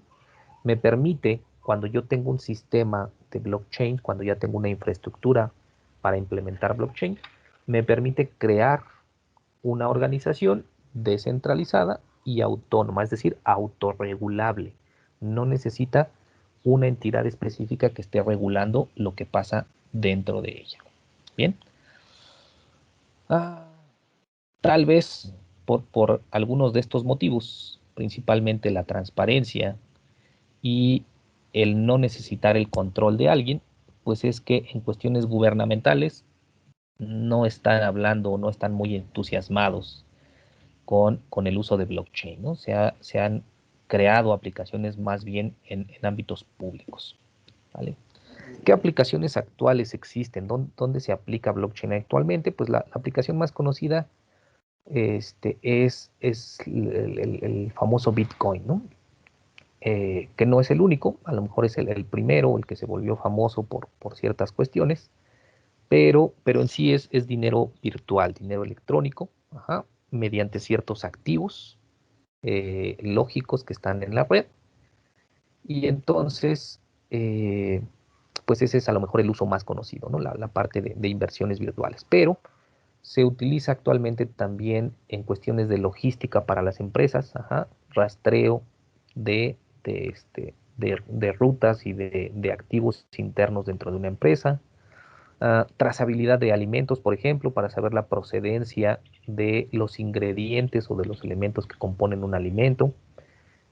Registros médicos, ¿okay? También para volverlos inalterables y no haya problemas con el historial médico de las personas o con los componentes médicos para la creación de medicamentos y cosas así. Sistemas de pago, ¿okay? Gestión de identidades, incluso igual, una gestión de identidad digital en las personas para que no se generen identidades apócrifas. Cadenas de suministros igual, por ejemplo, si en una fábrica de automóviles, pues vienen piezas de diferentes países donde se manufacturan ciertos elementos y llegan a un lugar donde se ensamblan y ya se vende el automóvil. Entonces, una cadena de suministros compleja, pues puede ser eh, eh, controlada o puede ser eh, monitoreada a través de un sistema de blockchain, sistemas seguros de votación electrónica en línea, ¿ok? Y también una aplicación en la que se está trabajando mucho actualmente, pues es el control de dispositivos embebidos, el famoso Internet de las Cosas, que permite tener diferentes dispositivos conectados e interactuando de manera común. Pues igual, normalmente estas estructuras de IoT son centralizadas. Hay un servidor, hay un elemento que se encarga de hacer la conexión y sincronizar los dispositivos, ¿no? Entonces, lo que se trata ahora de hacer es generar sistemas de blockchain que permitan descentralizar el control y la comunicación entre dispositivos para que entre ellos pueda haber comunicación directa y sea mucho más eficiente, ¿no? Entonces, hay realmente muchísimas aplicaciones que se han encontrado en los últimos años para este concepto de cadena de bloques, ¿vale? Entonces, tal vez por eso, creo yo, se volvió famoso en estos tiempos, o se habla mucho, podemos encontrar mucho acerca de blockchain. Funcionamiento interno, pues en realidad el funcionamiento es muy simple, muy básico.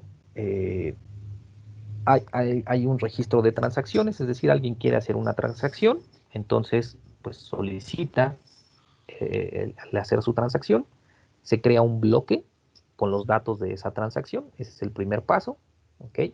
Una vez que está creado el bloque, se manda, digámoslo así, a validación dentro de la red. ¿Quién valida si el bloque o la transacción es correcta? Pues los mismos usuarios. En el caso de blockchain, por ejemplo, de los bitcoins y de estos pagos digitales, eso es a lo que llamamos un minero. Un minero no es más que un usuario conectado a la red que se encarga de recibir bloques y estarlos validando. Y como beneficio de estar trabajando en esa validación, pues obtiene recompensas o pequeños pagos de estos bitcoins, ¿no? El problema tal vez está en que mientras más tiempo pases minando, menos pago recibes por tu servicio, ¿no? ¿Sale? Entonces, eso es como una especie de control para, precisamente para no beneficiar a un usuario específico dentro de la red, ¿no? ¿Sale? Entonces, cuando yo pido que se valide un bloque, pues lo que pasa es que estos mineros, estos usuarios, reciben el bloque en toda la red y lo validan bajo cierto procesamiento de cómputo, ¿no? Y tienen que llegar a un consenso, ¿sale? Es decir, que cada usuario diga si la transacción es válida o no. Uh, Habrá quien diga que sí, habrá quien diga que no, y entonces pues es una especie de votación. Lo mismo, teniendo el 50 más 1 o el 51% de votación a favor, pues se valida que el bloque es correcto y se puede agregar a la cadena.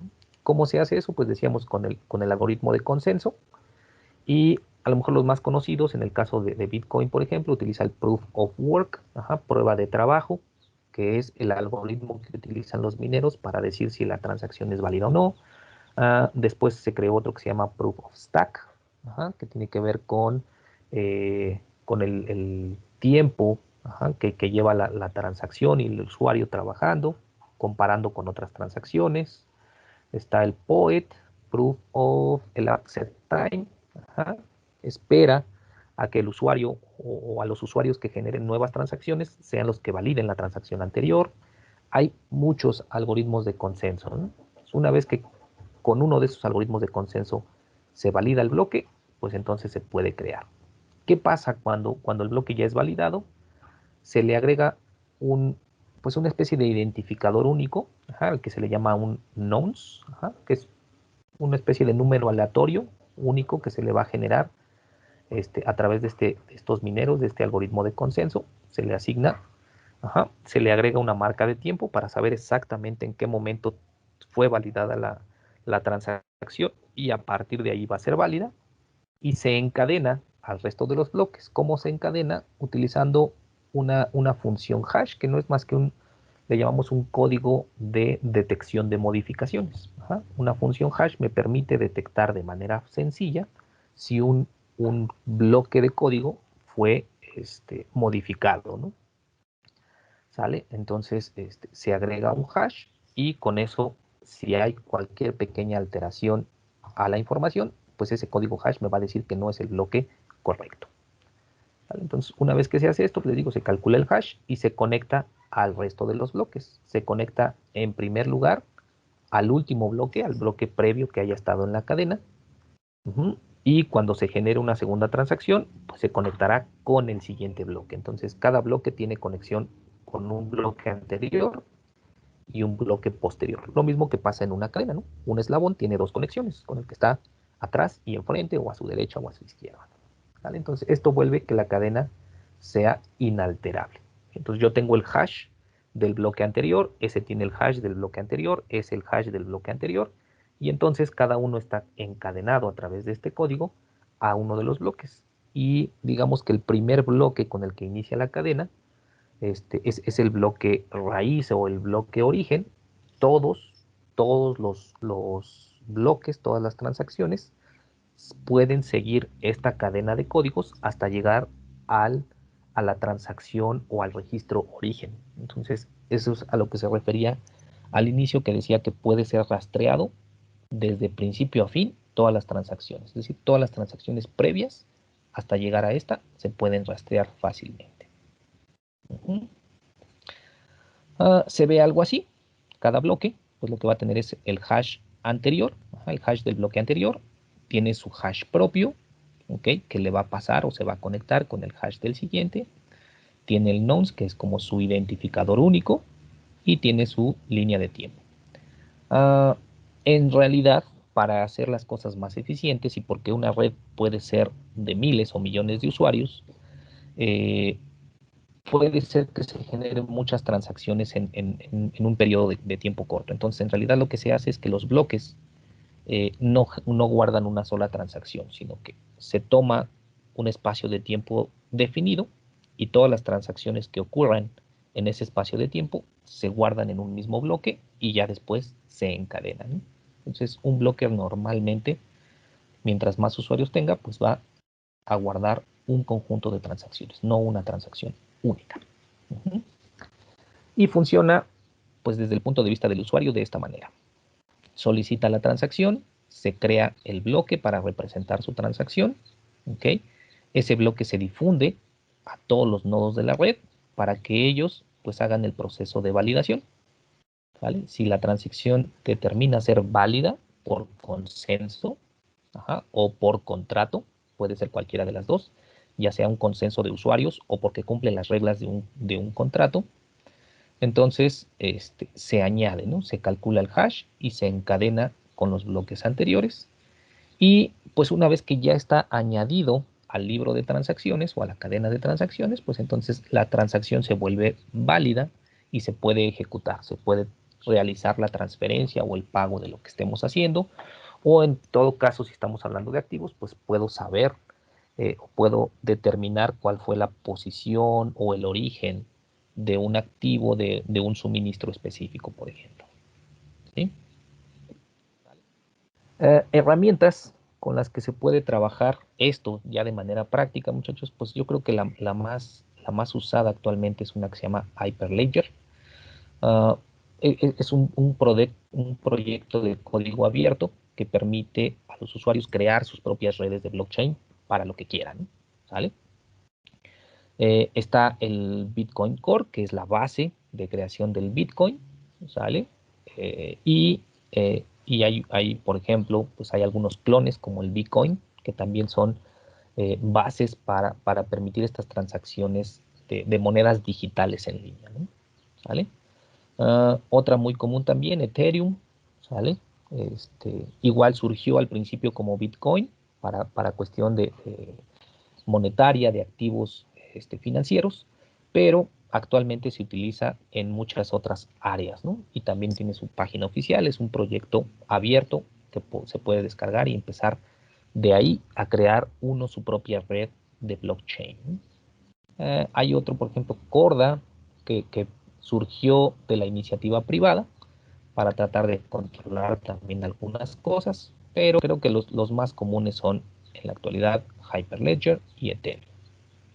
Bien, entonces esto es para llevar estos conceptos de blockchain de la parte teórica de estos conceptos a poder crear ya una base para crear una red de tipo blockchain en mi empresa, en mi organización, para lo que yo quiera. Incluso hay universidades que han estado implementando redes de blockchain, en principio como prueba de la tecnología, pero para el ámbito de investigación, por ejemplo, para establecer trabajo colaborativo en publicaciones de ciertas áreas, ¿no? Entonces, hay muchos usos que se le pueden dar a esto del blockchain.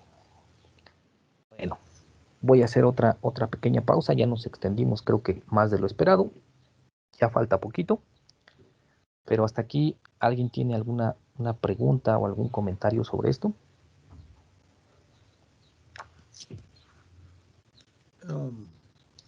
Yo no, a lo mejor al final, Jesús. Ok. Bueno, vamos a terminar entonces. ¿Cuál es mi idea de esta presentación? Pues, ¿cómo puedo llevar esto o cómo se relaciona esto del blockchain con lo que platicamos en la primera parte, ¿no? ¿Qué tiene que ver esto con los tipos de aprendizaje y con las técnicas de estudio y los hábitos de estudio? Bueno, entonces, no quiere decir que vayamos a aprender a minar, muchachos. Esta es una plática educativa disfrazada de una plática técnica. Entonces, en realidad, la plática no es específicamente sobre blockchain, sino sobre nuestro proceso educativo.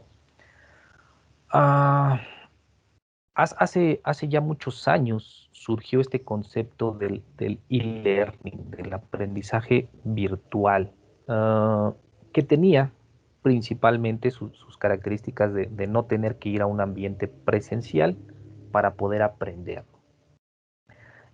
Predomina principalmente el trabajo asíncrono, es decir, se deja una serie de actividades y el estudiante ingresa, realiza sus actividades a su ritmo, a su tiempo, entrega, a alguien tiene que recibir esa información, evaluarla y asignar una evaluación o una retroalimentación de las actividades. Y surgen, pues yo creo que hace ya casi un par de décadas el concepto de estos sitios, de estos lugares en los que se popularizan lo que llamamos los MOOCs, un curso en línea masivo, ¿no?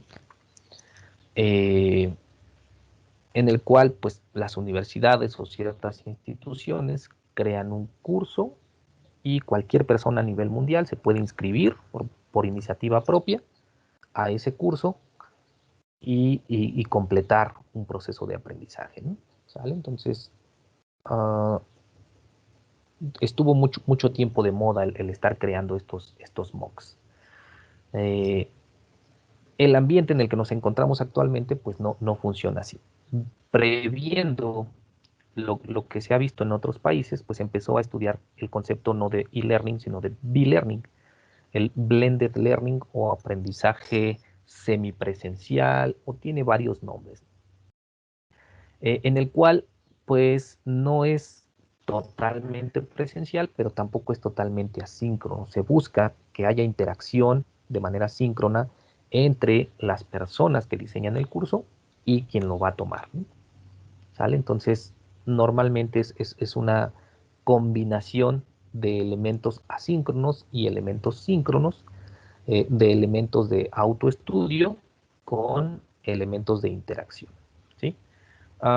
Se crea el concepto de estas aulas virtuales en el cual pues ya no es un mecanismo de una videollamada para podernos comunicar, sino establecer un ambiente en una reunión virtual en la cual pues se pueda utilizar o se puedan utilizar herramientas para interacción entre los participantes, ¿no?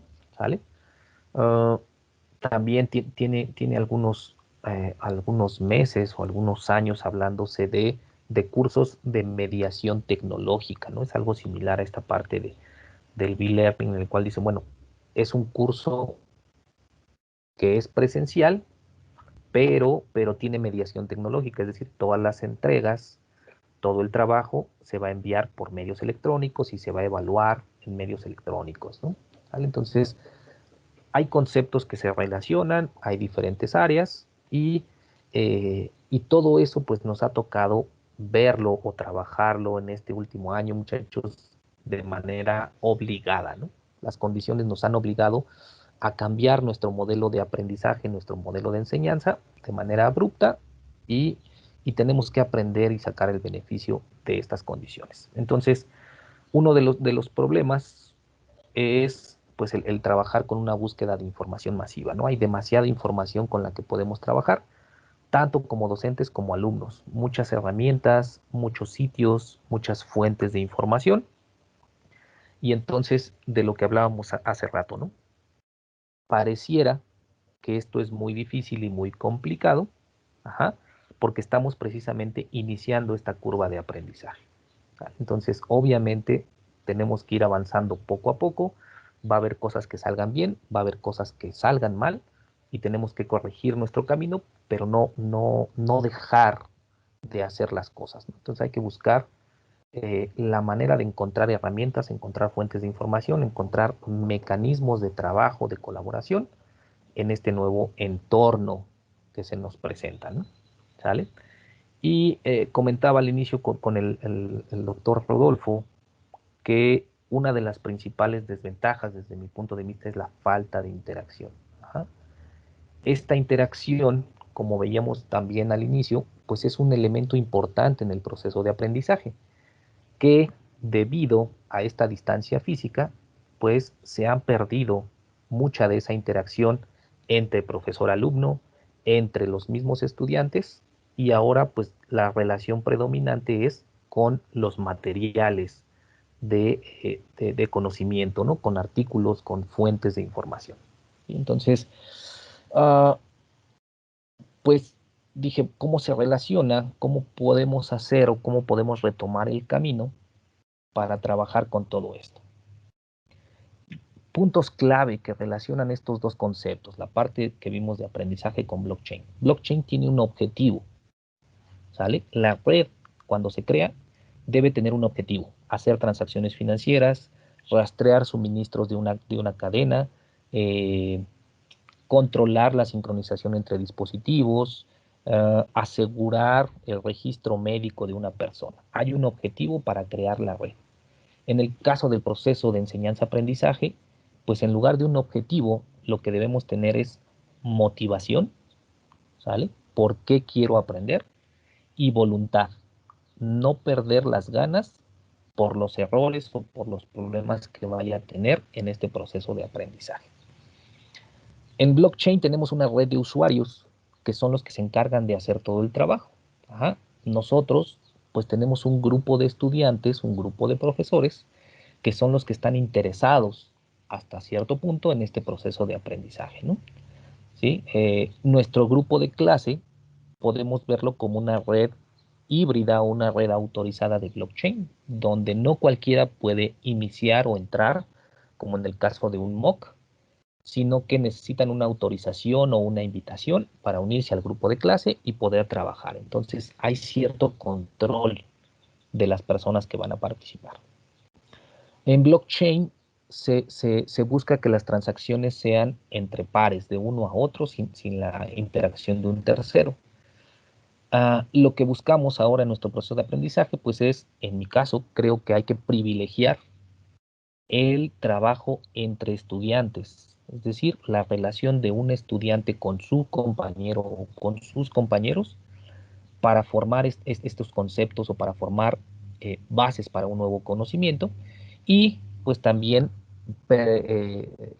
mantener esta relación que había en presencial de estudiante-profesor, pero obviamente por las condiciones pues va a ser más reducida, ¿no? La ventaja es que estos medios de comunicación nos van a permitir que los estudiantes puedan estar en mayor comunicación y así como hay un algoritmo de consenso en la red blockchain, pues nuestros estudiantes, ellos van a ser sus propios validadores, ¿no? Ustedes mismos van a ser sus propios validadores y van a generar lo que llamamos el trabajo colaborativo, que a veces no se lleva fácilmente en el esquema presencial. Hay una marca de tiempo para cada transacción o para cada trabajo en blockchain. En el caso de enseñanza-aprendizaje, pues se recomienda tener un cronograma. Nosotros tenemos una planeación al inicio del curso que nos dice cuándo tenemos que ir viendo cada tema y qué actividades tenemos que hacer. Se puede hacer un log, un registro de tareas, de actividades, que nuestras plataformas nos ayudan a llevar control de todo eso. Hay algo que llamamos el PSP, el Personal Software Process. Es una cuestión administrativa que tiene que ver con el trabajo en el desarrollo de software, pero ellos proponen un registro de actividades, tienen formatos en los cuales pues cada desarrollador, cada programador registra su trabajo diario, qué tareas está haciendo, cuánto tiempo se lleva en cada una, y entonces eso también nos puede ayudar en el proceso de autoestudio, ¿no? Tener al principio un registro para que nos sentamos obligados a trabajar, a estudiar, y eso posteriormente se convierta en un hábito de estudio, ¿no? ¿Sale? En blockchain, pues nos interesa la transparencia de la información, ¿sale? En el proceso de enseñanza-aprendizaje, pues estamos igual, ¿no? Lo que nos interesa es compartir conocimiento y el estudiante, pues no solo va a ser alguien que reciba conocimiento, puede ser alguien que genere y que enseñe al profesor o que le enseñe a sus compañeros algo de lo que él ha aprendido, ¿no? Entonces, esta parte de la transparencia en el conocimiento es algo que nos ha faltado incluso en el esquema presencial. Los mismos profesores y los estudiantes somos muy cerrados, ¿no? Me la pasé 3 horas leyendo, ¿no? ¿Por qué le voy a explicar a un compañero lo que me tardé 3 días practicando en un libro, ¿no? O como profesores, ¿no? Bueno, yo hice este tema de esta materia y le dediqué 2 semanas a hacer unas presentaciones. ¿Cómo le voy a dar mis presentaciones a los alumnos? ¿O cómo le voy a dar mis presentaciones a otro maestro para que ahora él imparta la clase, ¿no? Somos muy celosos de las herramientas que generamos para compartir conocimiento y entonces creo que hay que cambiar este esquema y decir, bueno, la información está ahí para quien la quiera, ¿no? Lo que nos interesa en el ámbito educativo es aprender. Entonces, no hay por qué ocultar las cosas. Y la seguridad que se le da a la cadena de bloques en blockchain, pues en nuestro caso, más que seguridad, lo que buscamos es un soporte y tener referencias. Y las referencias pueden ser directamente de fuentes consultadas o mis referencias pueden ser mi compañero que hizo una investigación previa y que presentó una exposición, mi compañero que sacó 10 en una tarea en la que yo saqué 8 y entonces me puede compartir parte de esa información o me puede compartir las referencias o las fuentes que él consultó para que yo pueda mejorar en mi trabajo. ¿Sale? Entonces, encontré con estos días de ocio que cada vez son menos, encontré que esto podía tener una relación en la aplicación de nuestro trabajo de enseñanza-aprendizaje, ¿no? Y podíamos aplicar estos mismos 6 pasos, ¿sale? Al proceso de aprendizaje o de autoestudio, ¿no? En lugar de que un usuario solicite una transacción, pues viéndolo como un trabajo colaborativo, pues un estudiante propone un nuevo concepto, una nueva herramienta para trabajar en clase. A lo mejor piensen en una exposición de equipo. Entonces, un elemento encuentra una página donde hay información y dice, bueno, yo propongo que agreguemos este elemento o esta parte de esta página. Se crea el bloque, es decir, se genera la información de qué URL, cuándo lo sacaste, quién lo publica. Se difunde al resto del equipo de compañeros. Entre todos se analiza la información y se decide si es lo suficientemente buena o relevante para incluir en nuestra exposición. ¿Sale? Si se decide que sí, pues se añade a una diapositiva, un par de diapositivas, y entonces pues se completa el proceso de investigación y pasamos al siguiente tema o pasamos a la siguiente característica de lo que hay que trabajar, ¿no? Entonces, creo que es un proceso genérico que se puede adaptar a diferentes cosas, ¿no? No anoté aquí, quería que lo fuéramos haciendo juntos, pero por la cuestión de tiempo, mejor lo puse así. Un par de cosas más, los principios del aprendizaje. Bueno, IBM propone estos 5 principios del trabajo con blockchain. ¿Sale? Abierto es mejor. Ajá. El permiso no quiere decir privatizar. El control es trabajo de equipo. ¿Sale? Utilizar estándares nos da sentido común y la privacidad es un punto clave de trabajo, ¿no? Traté de adaptar eso a nuestro aprendizaje. Igual, en cuestión de aprendizaje, transparente es mejor. Mientras más información tengamos y más compartamos, pues más podemos aprender. El trabajo del profesor al verificar o al compartir la información a alguien más, pues no quiere decir que la esté descartando o descalificando, está diciendo, bueno, no cumple con ciertos estándares, entonces hay que buscar algo más, ¿sí? Crecer es trabajo de equipo, ¿sale? Ya decíamos que un elemento importante es la interacción, entonces, pues, mientras más interacción y mientras más pueda compartir el trabajo que estoy haciendo y los demás trabajen conmigo, pues entonces todos vamos a crecer juntos, ¿no? Nuestro conocimiento va a llegar a niveles más complejos si trabajamos en equipo. Los estándares igual nos dan sentido común. Si hay estándares en cuestión de búsqueda de fuente de información, de presentación de la información, de seguir ciertas reglas en nuestro trabajo de investigación, pues eso obviamente de manera inherente nos daría un nivel de calidad más alto, ¿no? Y la privacidad es valiosa.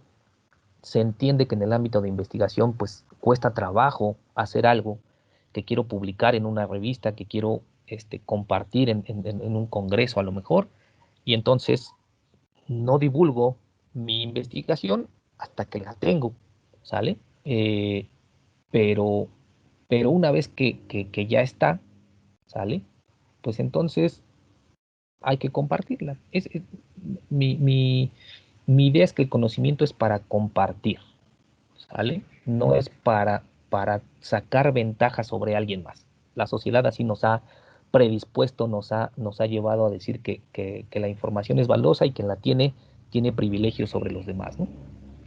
Pero creo que el objetivo de la escuela, el objetivo de la educación, de una institución educativa, es romper esa barrera y decir que el conocimiento es para todos, para beneficio general de la sociedad, no para beneficio de unos cuantos, ¿no? ¿Vale? Entonces no debe ser restrictivo el acceso a la información. Y puse al final pues estos objetivos de la presentación, muchachos. Sí es un objetivo el clarificar de manera técnica los conceptos para entender a lo mejor o para poder quitarnos esa nube de entender qué es blockchain de manera clara, ¿sale? Y por qué es importante en la actualidad.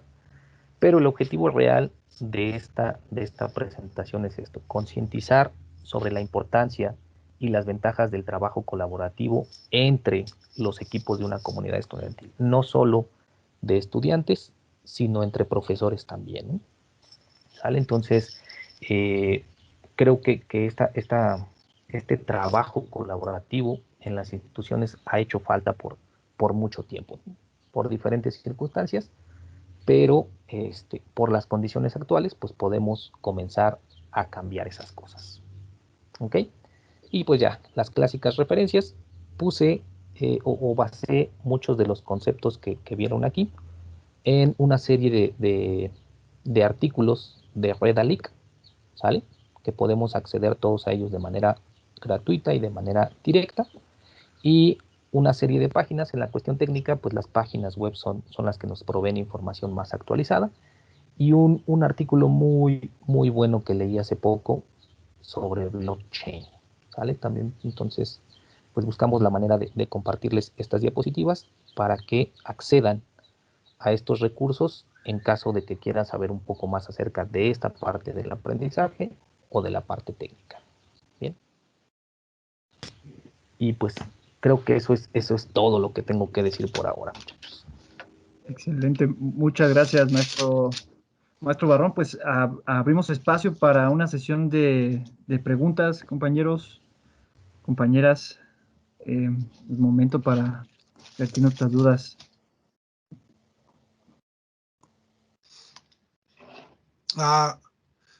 Juan, si quieres yo empiezo y a ver si se animan más gente, ¿no? ¿Te parece bien? Primero que nada, tenías razón, o sea, esto es parte de lo que decíamos, ¿no? Para muestra un botón. De pronto me parece que todo está en chino para mí todavía, pero es parte de que apenas estoy empezando a entrarle a este tema, ¿no? Sin embargo, no me desespera porque sé que el proceso de aprendizaje requiere de tiempo y creo que voy a llegar a algo interesante, ¿no?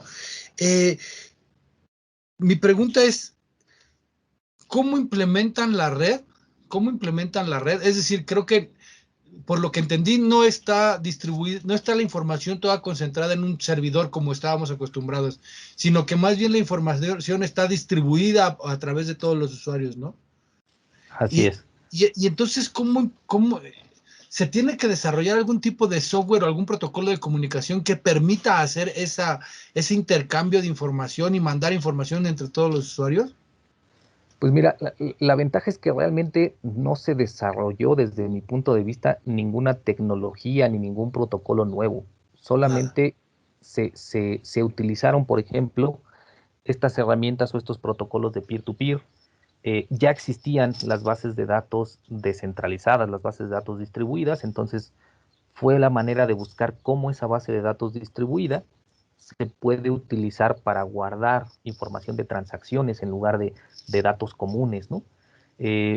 No hay una tecnología específica que se requiera, digámoslo así, únicamente para blockchain, ¿no? Simplemente es lo que han hecho estas plataformas como Hyperledger y como Ethereum es conjuntar esas cosas que se usaban independientemente para crear esta red. Entonces, sí hay digamos que elementos que tengo que instalar en mi dispositivo para que la base de datos distribuida funcione, para que este protocolo peer-to-peer me permita comunicarme con otros equipos, ¿no?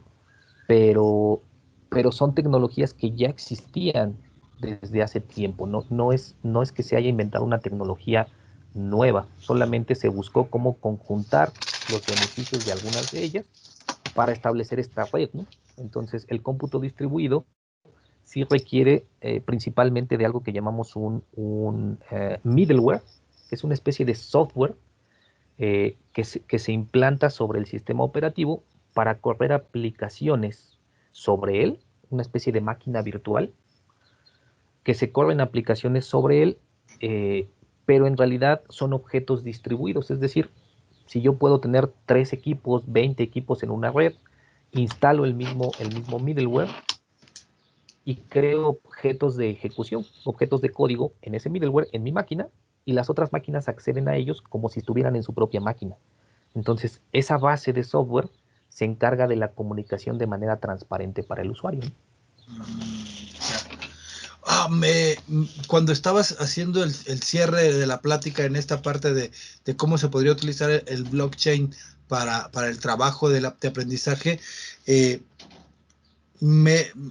que en algún punto lo dijiste tú, o sea, como que me gusta mucho para desarrollar habilidades de trabajo en equipo, ¿no? O sea, me imagino esta red distribuida, en donde el equipo, como decías tú, no tiene que preparar un proyecto, o sea, lo que sea, ¿no? Un sistema, una presentación, como decías, algo, y entonces se hacen estas transacciones que a lo que se refieren es la actividad que va a realizar cada uno de los individuos, y las van acomodando, ¿no? Las van acomodando a lo largo del proyecto. Y para ser validadas, pues son validadas a partir de todo el trabajo colaborativo, ¿no? Sí. Y ahí se toma la decisión de si sí funciona o no funciona. Pero además en este libro no me acuerdo cómo le llama, el libro de transacciones, se va registrando el aporte que va haciendo cada uno, ¿no? Eh, Claro.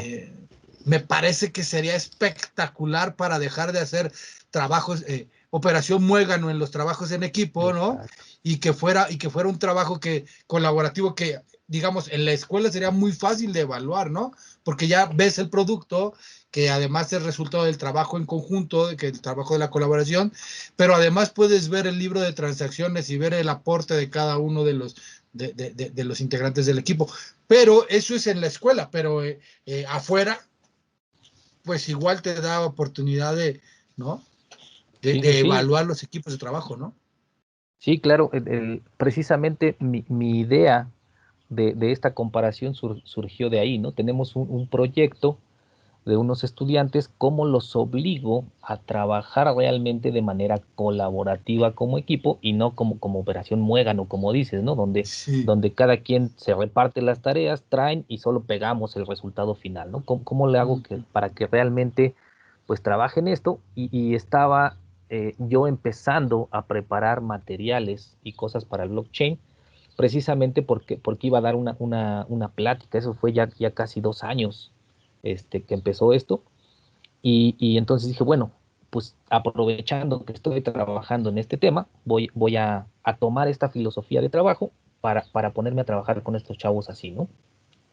Y precisamente fue lo que hicimos. A ver, vamos a generar un documento, vamos a generar primero nuestra base de conocimiento para el proyecto, y entonces tu tarea es investigar esto. Pero antes de incluirlo, pues eso es lo que hicimos. A ver, llegas tú, ¿qué fue lo que encontraste el día de hoy, no? Ah, bueno, hoy investigué sobre encontré estos 2 artículos, o encontré este libro, o encontré este sitio web. Bueno, entonces ahora, de hoy a mañana, la tarea de cada quien es, bueno, tú vas a validar, o ustedes 3 van a validar este sitio web, ustedes van a revisar esto, ustedes van a ver eso, y entre 2, 3, 4 personas decidimos si es importante agregarlo a nuestro proyecto o no, y decidimos, por ejemplo, en el caso de sitios que eran muy parecidos o tenían réplicas de información, pues cuál descartamos y con cuál nos quedamos. Entonces ya estaban obligados a interactuar y a comunicarse, y no solo a traer para pegar cosas, ¿no? ¿Sabes?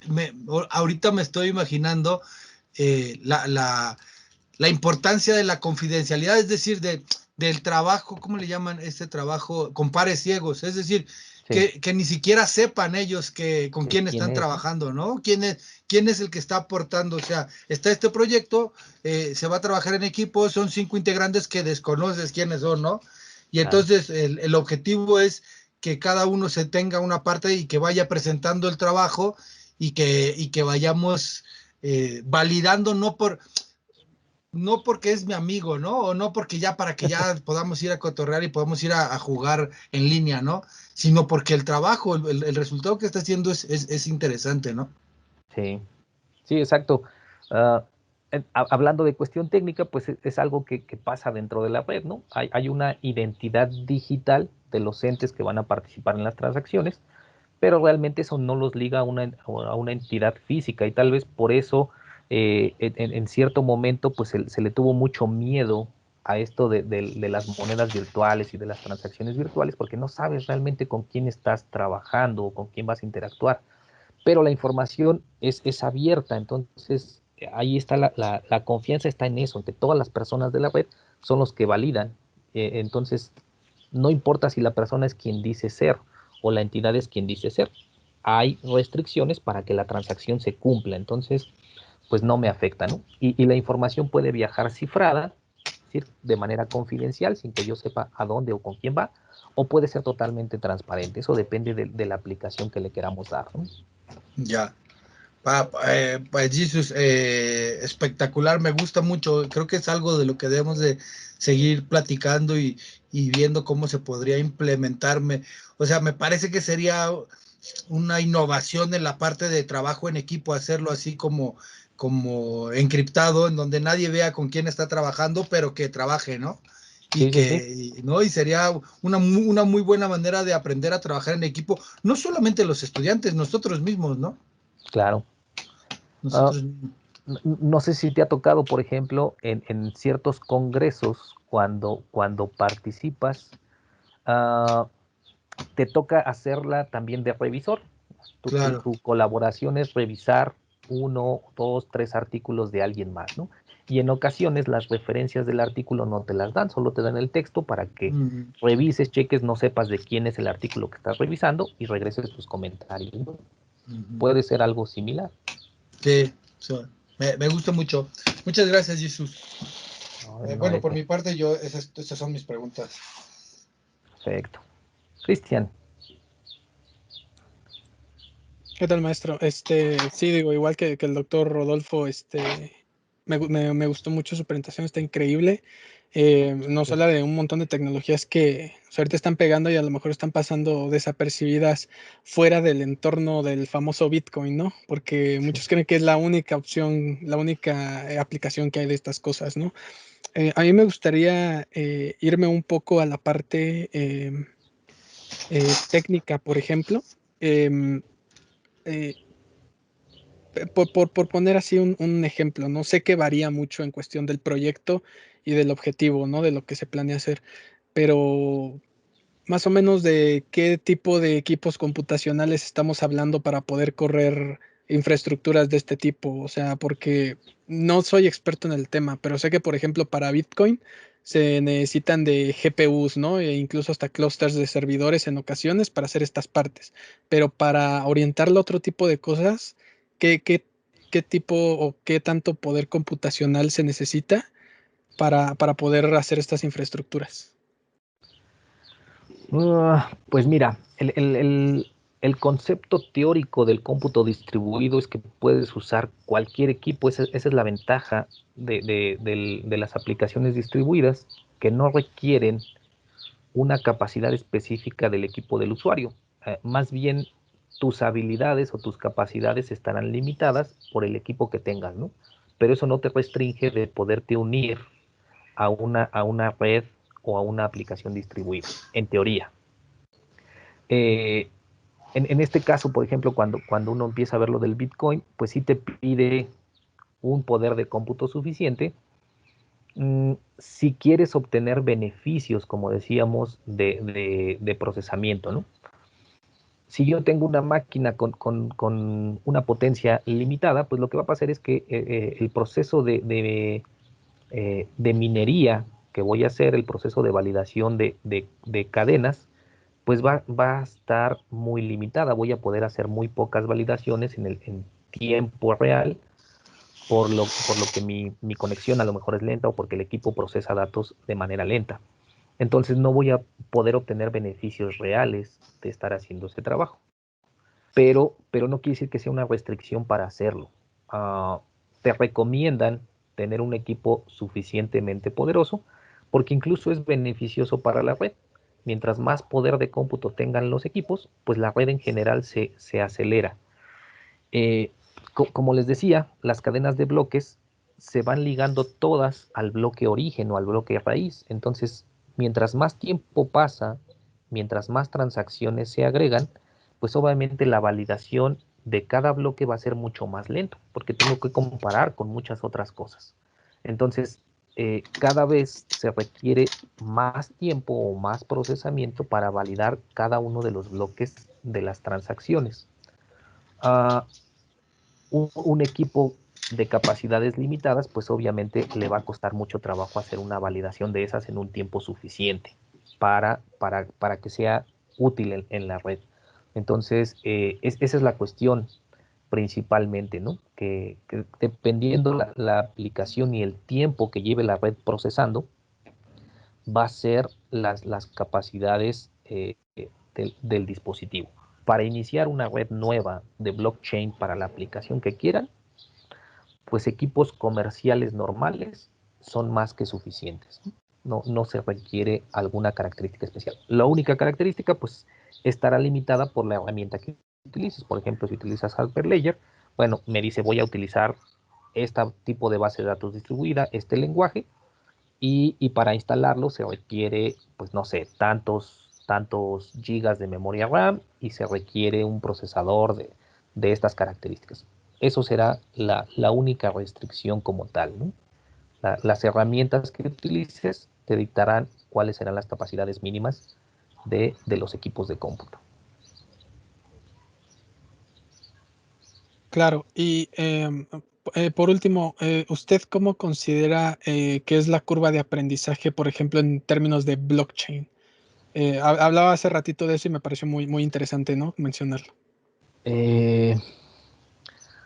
Pues a comparación de otras tecnologías, la curva es lenta por esta cuestión de que en realidad se conjuntan varias cosas, ¿no? Tengo que saber un poco de protocolos de red, tengo que saber un poco de desarrollo, tengo que saber un poco sobre bases distribuidas, sobre el protocolo peer-to-peer, tengo que saber de los algoritmos de consenso, para saber cómo los puedo implementar o cómo los puedo utilizar. Hay muchos algoritmos de consenso, entonces dependiendo del tipo de red o el tipo de aplicación que yo tenga, pues tengo que decidir para empezar cuál uso, ¿no? Cuál es el que me va a servir más. Entonces, sí es una curva de aprendizaje lenta desde mi punto de vista, ¿no? Para llegar al nivel de implementar tu propia red en una aplicación específica. Para unirte a una red y trabajar en ella, realmente no es problemático porque les digo que la plataforma es transparente al usuario, ¿no? Yo no sé dónde se almacena, yo no sé cómo se lleva a cabo el proceso, simplemente conecto mi equipo, me conecto a la red bajo mis credenciales, digámoslo así, de identidad dentro de la red de usuario y prácticamente trabaja de manera solitaria el proceso, ¿no? Claro, sí, de acuerdo. Muchísimas gracias, felicidades. De nada. ¿Alguien más, compañeros, tiene alguna duda? ¿Comentario? Maestro Barrón, sin duda un tema que pues cada vez escuchamos más blockchain y en más áreas, ¿no? Antes era Sí. puro enfocado a la criptomoneda. Inclusive se hacían, empezaron a hacerse muchos negocios alrededor de ellos, ¿no? Los que minaban la moneda, la criptomoneda y todo lo que conllevaba eso, ¿no? O sea, empezó a hacer una explosión de GPUs increíble. Para los gamers les cayó muy mal esta noticia, que empezaron a ocupar este tipo de, pues de hardware, ¿no? Para esta tecnología, porque Sí. encarecieron las cosas, algo parecido a lo que sucedió cuando se dieron cuenta que podían hacer redes neuronales con la tecnología que ya se tenía, ¿no? Que no se tenía Sí, que hacer claro. algo nuevo, sino que podíamos ocupar eso que ya teníamos para expandir la tecnología, algo muy parecido a lo que sucedió con el blockchain, ¿no? Sí. Entonces, muchas gracias. El panorama, como siempre, nos lo abre el maestro Barrón. Le agradecemos mucho su participación. Y si no hay algún otro comentario o pregunta, me voy a permitir leer la constancia. Muy agradecidos por su participación, maestro Barón, por aceptar participar en este seminario. Y bueno, la Universidad Autónoma del Estado de México otorga la presente constancia al maestro en Ciencias de la Computación Jesús Barrón Vidales por su participación en el seminario Compartiendo Ciencia en Tiempos de Pandemia, con la conferencia titulada Aprendiendo con Blockchain. Catepec, México, 9 de marzo de 2021, Patria, Ciencia y Trabajo, y firma el calce el doctor Carlos Robles Acosta, coordinador de investigación de estudios avanzados del CUM Catepec, y el doctor Rodolfo Solá García Lozano, líder del cuerpo académico de TICS y dispositivos electrónicos. Pues muchas gracias a todos y a todas por su participación. Nuevamente darle las gracias al maestro Jesús Barrón. Sin duda vamos a tratar de seguirle el paso para ver si podemos colaborar en otra, bueno, más adelante, quizás ya con un taller, algo ya más que nos introduzca por completo a esto de blockchain y que nos enseñe más alrededor de esta área. Muchísimas gracias a todos. Claro, Doctor claro. Solá, gracias por su participación. Y bueno, pues estamos pendientes para el siguiente seminario. Esperen la invitación ahí por redes sociales y por Microsoft Teams de los diferentes grupos. Gracias, maestro Barrón. No, gracias a ustedes otra vez. Jesús, muchísimas gracias. Gracias a Gracias. todas y todos los que participaron. Un abrazo. Igual. Excelente Saludos tarde a a todos. todos. Hasta luego. Nos vemos. Bye, bye. Hasta luego. Excelente tarde. Excelente tarde.